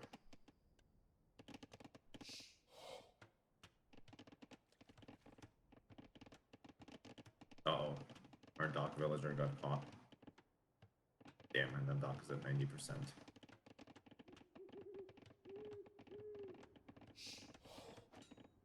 Okay, do we have our lumber upgrade? We do. Good. What units are you going? Do you want to go for archers or scouts? Scouts. Okay. So So I'm just gonna do a couple of things for you. Like I'm plugging the hole at the bottom here with one villager. And here we go, scouts. We really should have done this a lot earlier. Making stables. I mean, you almost have enough resources for. Oh gosh. Here's scouts since we didn't plug that hole. Okay, now we're gonna have to chase the scouts into eternity. So the problem with playing spears is that they kill the scouts, but they're slower than them, so they can never actually catch them if the enemy controls them. So we'll see how we deal with that. Getting housed, scouts are on the gold. Okay, so in this kind of situation, you just keep playing, but I'm gonna do some things to show what you can actually do to prevent this kind of stuff. So I quick walled the wood a little bit here. And obviously this is kind of unfair, but this is how you can also protect yourself from this kind of situation. You can also quick wall in gold.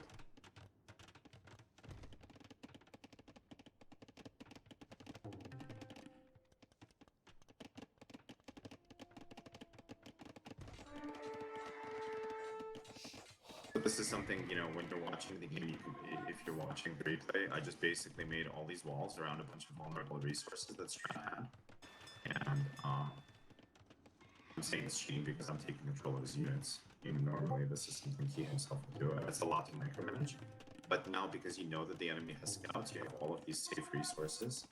And you know, you can continue trying to play, wall your base, etc.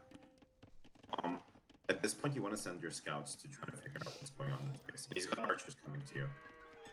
Now we are in further trouble. There's a really nice transition from him. You're going to try to control your scouts to attack his archers and your spears to attack his scouts. Okay, it's an okay fight for us. But are we losing still? Hard to tell. As long as we can kill the archers, the thing is that they won't attack our villagers. Okay. At this point, we really want a blacksmith.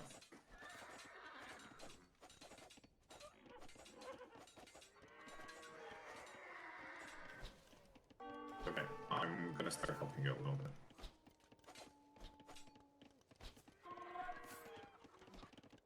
Just because he's beating you up, so just keep doing what you're doing. I'm making a blacksmith with a villager, and I'll just kind of keep voicing it. We also have a ton of wood. It's So around I've the gold. continued There's blacksmith already. There is? It's all around the gold. Canceling the extra blacksmith. One other thing that you can do here is try to send a sneak villager to his pawn, and I'll be trying to do that while you try to defend your base. Those villagers, you can delete the house and run away. You can try to make a tower, it's kind of your choice. Once we have more scouts and blacksmith upgrades, we can try to take a fight, and really we want another stable, so I'm going to make that here to see.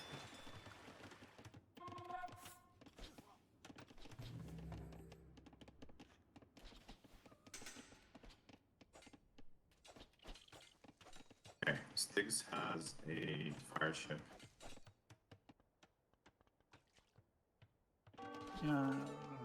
In the second one, so I'll try to deal with that while we fight him.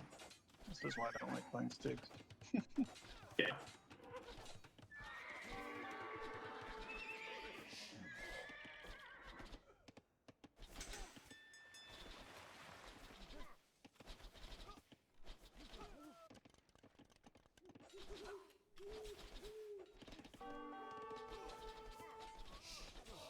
I'm making the Hopkins fix his pond, and I've walled that villager in with the house just to protect it. And we're going to try to make defensive ships here.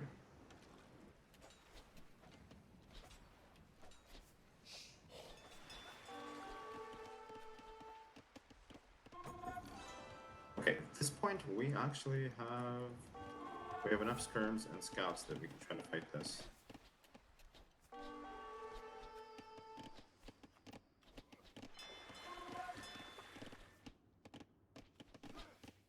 I'm just helping you out here. I want to try to stabilize the situation and then go back to you.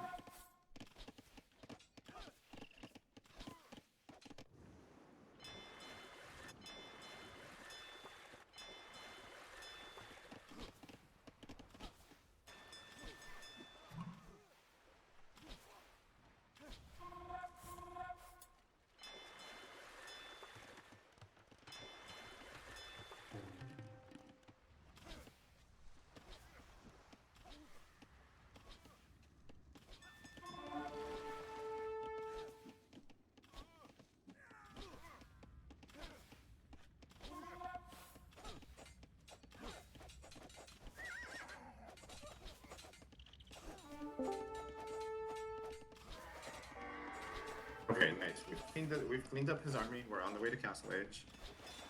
The situation is more or less stable, and I'm queuing up fire galleys into the dock itself on the north, on the 3 o'clock pond on his base.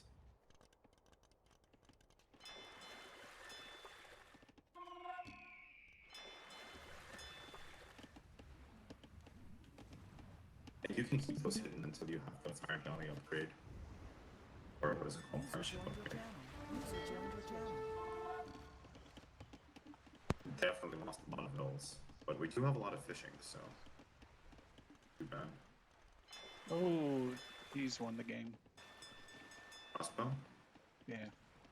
Well, you are Lithuanians, and you can keep taking skirms.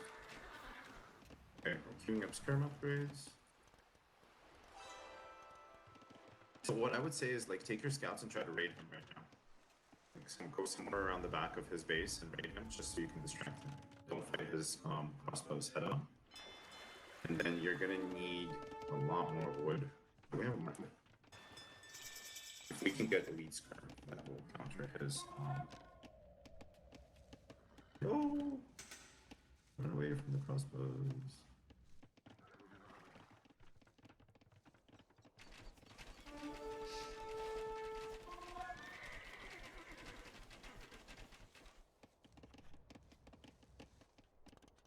He's got knights too.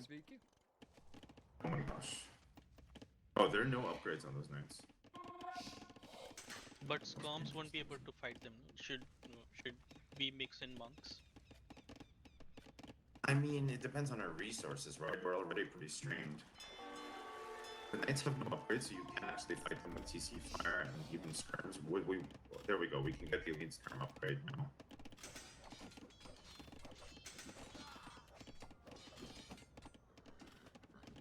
We can try to raid these scouts. And we can raid his fishing eco with our fire galleys up in the 3 o'clock pond. Now, he's doing some damage to us, but we're also going to be doing damage to him.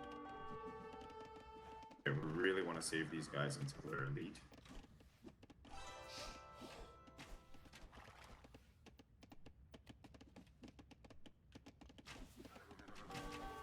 Now I can fight back with them. And look at this. This raid is also distracting him pretty nicely. Oh man, he's got TCs up in all kinds of good locations. We have raided his fishing depot, though.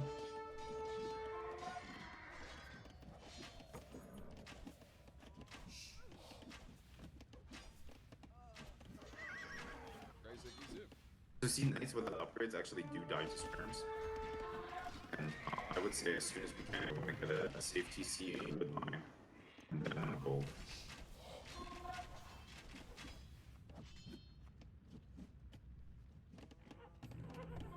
Okay, I'm helping you control the pawns, and if you actually look at the score, you're winning. The score. A lot of that is pawn control at this point. But that's fine. I mean, pawns are great. We can start to make fishing ships on the bottom. We definitely don't want more fishing ships in our main dock, and on the top we can also keep adding fishing ships.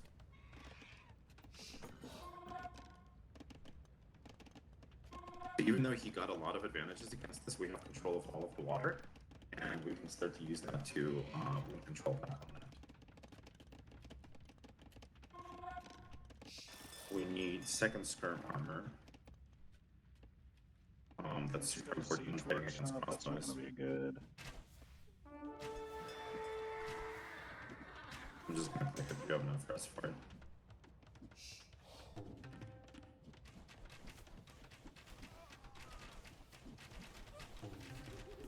Again, I'm cheating a little bit here because I'm helping him control the pawn battles, which we've won now. And helping control some peripheral army while letting him focus on everything happening at the main base. Okay, let's get a second TC down. I would say wood, because without wood we're screwed. Man, that fight was really weird, which we just saw on Discord. The skirms on the hill, they hardly were able to kill any crossbows. It's a lack of ballistics, really. Yeah. It's like if you don't have ballistics, you know, you miss a lot of your shots when the units are moving away. Oh, it's so close. Get the mangonel. Get it. Oh, it's gonna kill you. Okay, nice. Nice job. Okay, we need to keep Oh, making he's got another skirms. one. Yeah, hide. Hide your TC. The thing is that's really good right now is you have a TC on wood, you're about to start getting a lot of wood, and you have so much food income just from fishing ships. So even though we're losing this, so in a situation like this, what you want to do is you want to produce your units inside the production building, so you don't want them to randomly come out. And then you jump out with them whenever you're ready to take a fight. So I've keyed your stables and archery ranges to produce units inside. And even though the situation looks pretty dire, we want to just stay composed and take a fight when we feel like we have an advantage. We're gonna get second cavalry armor, just so that we can take those shots from the crossbows. And we're gonna start to repair our TC.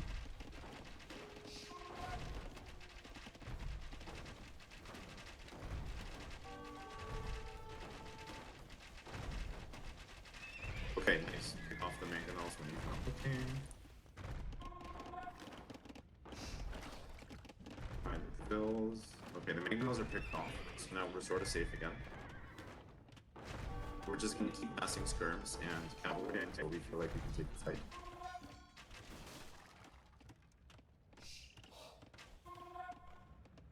You have a lot of cute drills. Yeah.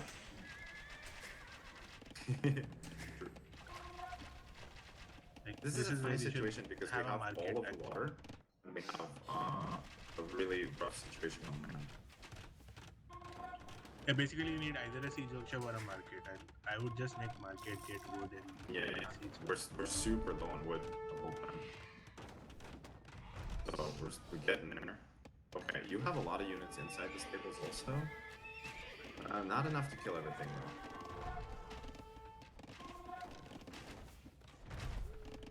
Maybe run away to this gold.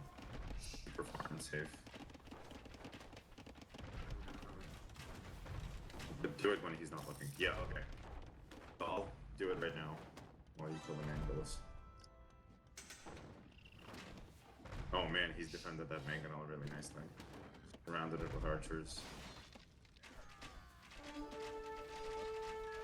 Oh, rams. Yeah. And try to do this. Make a market.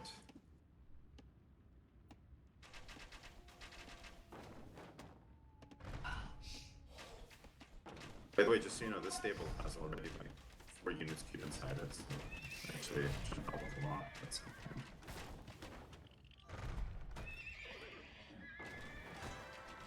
Looks like that's a lot of vultures. He's gonna try to drop the castle on you.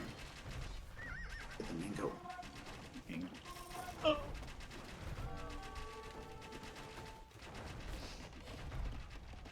Game is beyond over. Oh. Yeah, that's bad.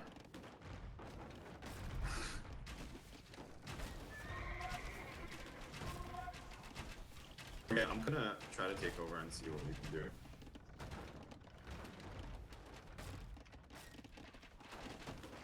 User disconnected from your channel.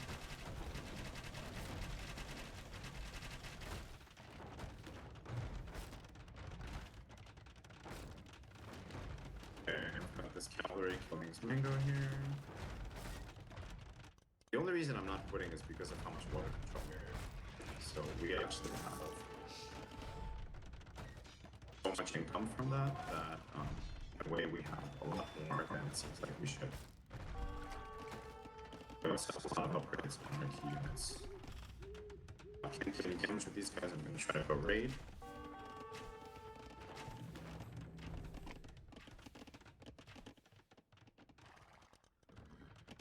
Now he's taken the castle and taken control of our resources. Our only chance really is going to be to hit his resources. I've got a few groups here. I mean, do you think we are close to him in economy? Because we have like 78 pop right now. I mean, what? No, he's ahead. That's why I'm raiding. I mean, we just killed a bunch of those.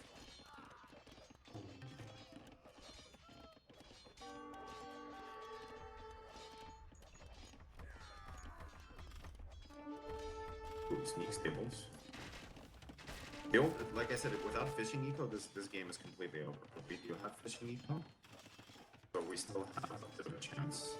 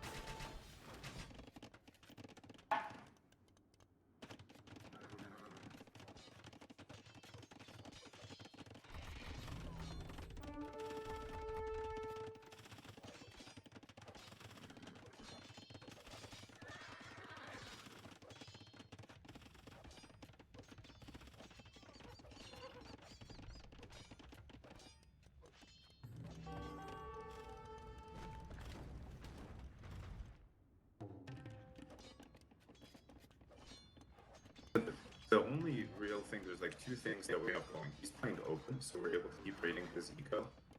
And we have fishing eco, so we still have like more than we should have in there. But I mean, the situation is still pretty terrible in a lot of ways.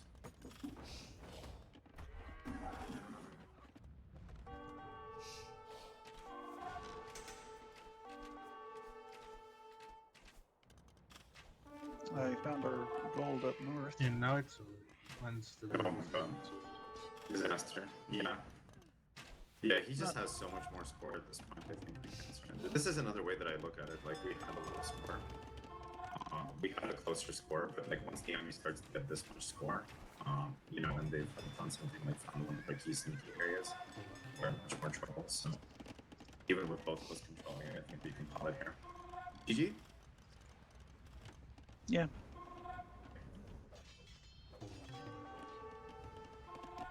Yeah, he's got, this is like where you can see it, he has 116 Bowmanics if you look at the timeline.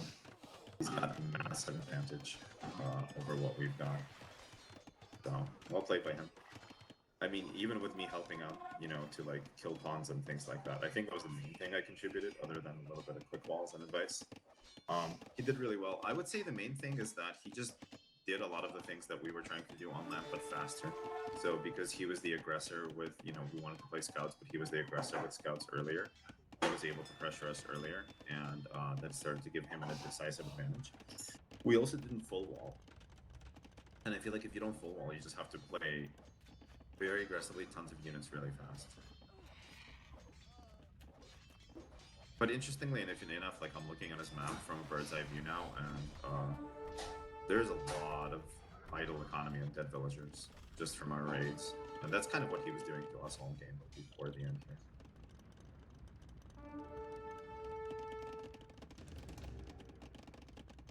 I surrendered. You actually still, Oh. Your score got a lot closer in the last 2 minutes.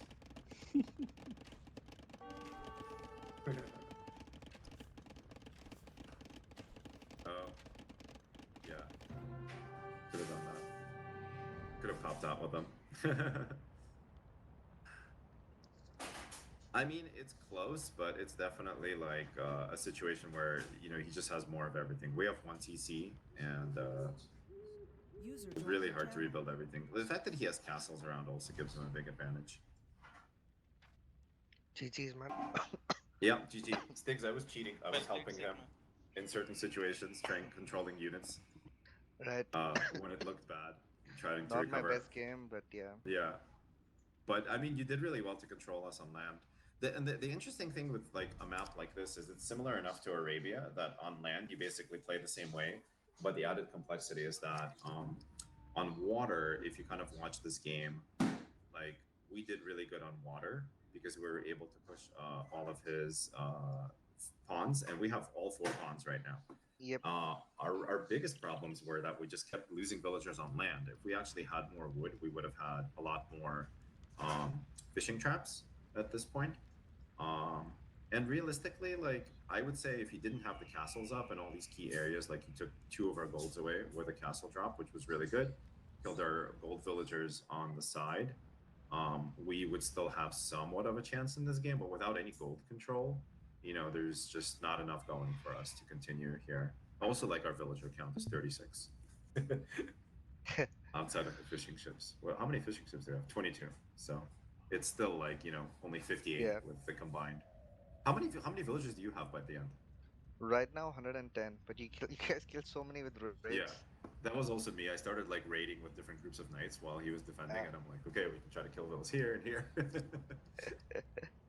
Yeah, but like despite that, the fact that you have 110, despite that, just means it's like not even close to enough.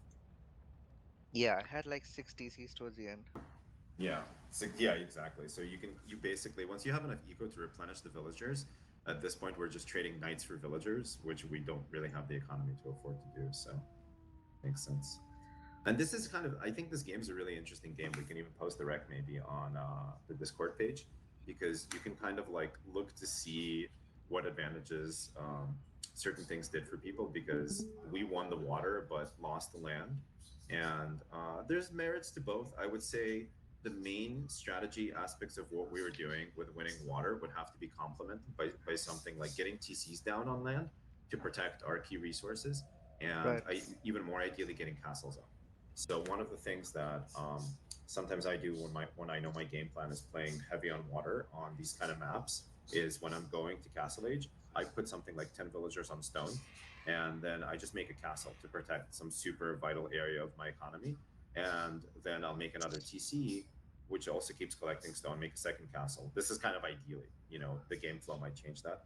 But if I have something like 2 castles to protect my land economy, my enemy can't really kill me until Imperial Age.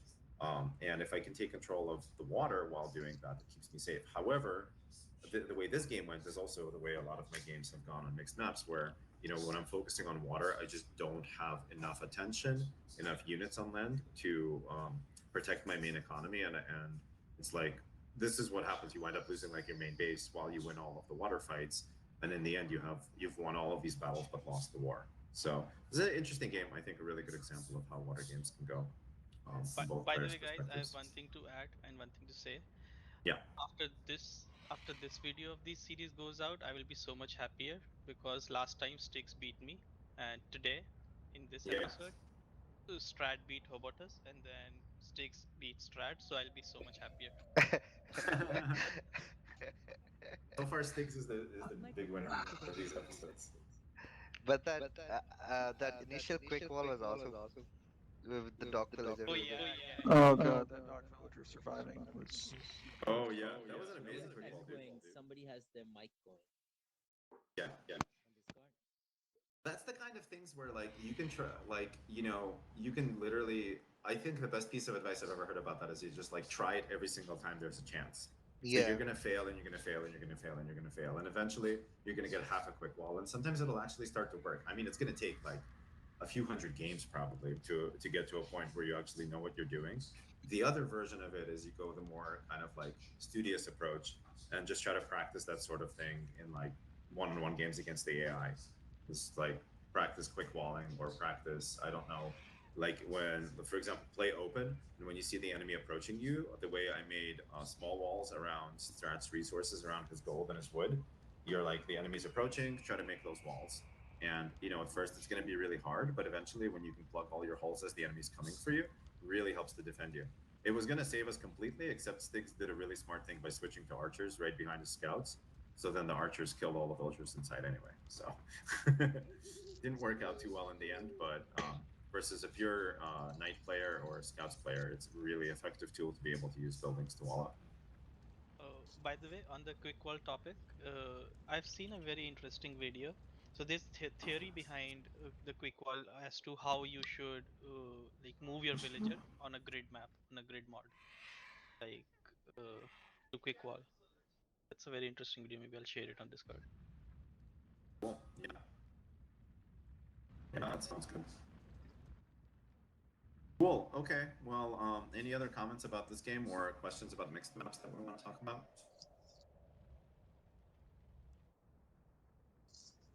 Did you guys discuss migration? I mean, I can talk about a few things in general, but it's very map specific. Migration's kind of funky in the sense that so many of the resources are in this like one huge landmass away from your land. And there's really a couple of ways to approach it. Any map like migration where you start on a water surrounded landmass that is vulnerable to attacks from the water, water is super important. So either you try to fight for water, um, which just means investing a lot of villagers into wood and gold and trying to get a big advantage in water and feudal age, or maybe doing a quick castle and then using your upgrade technology to take a maybe probably like make a bunch of fire ships in castle age and try to win the usually you'll lose the water by then and win the water back. The third option is that you skip the water battle entirely, maybe make a few fishing ships at the beginning just to get the castle age easier, and then jump on over to the mainland and just expand your economy from there and try to basically have a big boom. Just because it's very rare that your enemy will rush you with land units, so you can lose the water and still have a huge economy if you take control of the mainland and then play a longer game and win from there. But migration is a really funky map. There's so many things that you can try to do because of how non-standard it is. It's very different from, but it's not a mixed map. It's a water map. It's very different from other water maps, though, where usually most of your resources are on your main island. So there's really a lot of things you can do. And in some ways, I feel like on maps like that, something to think about is also your Civ matchup. Like if you have a Civ that you feel like can beat your enemy Civ on water, then you can go for the water battle. But if you don't feel like you have any kind of edge on water, it might be worthwhile to try to do something sneaky, like sneak over to the mainland, or maybe even do a landing on your enemy's island with a castle drop or with some kind of archer rush or something like that. Maybe even forward archery ranges, etc. Okay. Just my thoughts on that one. Yeah. So if you're like given a free pick, what save will you choose on it? If I say that again. Like if you have to play migration 1v1 right now, right? What save will you pick? Vikings, Italians, Portuguese, probably the top three. Sicilians? If you want to do some kind of shenanigans, you can go for Sicilians. Yeah, because I actually feel like in one-on-one, the free transport, I mean, it can be nice, but I actually really like the transports that are really sturdy. Because when you Actually, had in the previous migration, bonus, they just wouldn't die to ships so attacking. in 1-on-1, right, you can like send up scouts or you can like send some Yeah. villagers or Yeah. something. I think that's Well, a something lot that better. I've done on Sicilians, I actually posted it on the bragging rights area. I was playing Team Islands, but you can do the same thing on any water map. Is you do fast castle, and then because they build their castles 100% faster, you just drop a castle somewhere on their island, and then you start to just make all these forward buildings. Yeah, that's And tough on migration basically because if you so are fast strong. castling, right, they might have more fishing eco. They might just kill the transport. actually, in migration, Yes. it may be better just going feudal, and because Sicilians, you get the free transport ship, sending archers immediately across. And it's Yes. such a I they would start with such a small base that you can just But surround them. I Sending would just the thing send is, the sending scouts, I archers think. is slow because you have to Yeah. make an archery range first. I would almost just send your villagers and a scout and make an archery Right range on their island. there, right? Like send it in Dark Age, so that Yeah, send it really early so that there's not a chance that there's like two galleys that Yeah, can find but your right. transport. if you're Sicilians, right, just make scouts. Why not make scouts? You have like resistance to spearmen and everything. Yes, that's true, but the thing is, you need a lot of scouts to do damage. Like if you make 2 scouts, you can just kill that with villagers. And again, like if you're gonna go for a landing, either you need to make a ton of military and then do the sneaky landing, enough military to do significant damage, or you need to sneak villagers across so you can make attack buildings on their island. It's a lot stronger, honestly, to just sneak villagers across because you can do that in Dark Age, so that as soon as you hit Feudal Age, you start building on their island, and you can like find a spot for your villagers where you can wall them in while building the buildings. It's not that hard, and nobody has enough military to kill like a couple of villagers right at the start of feudal age.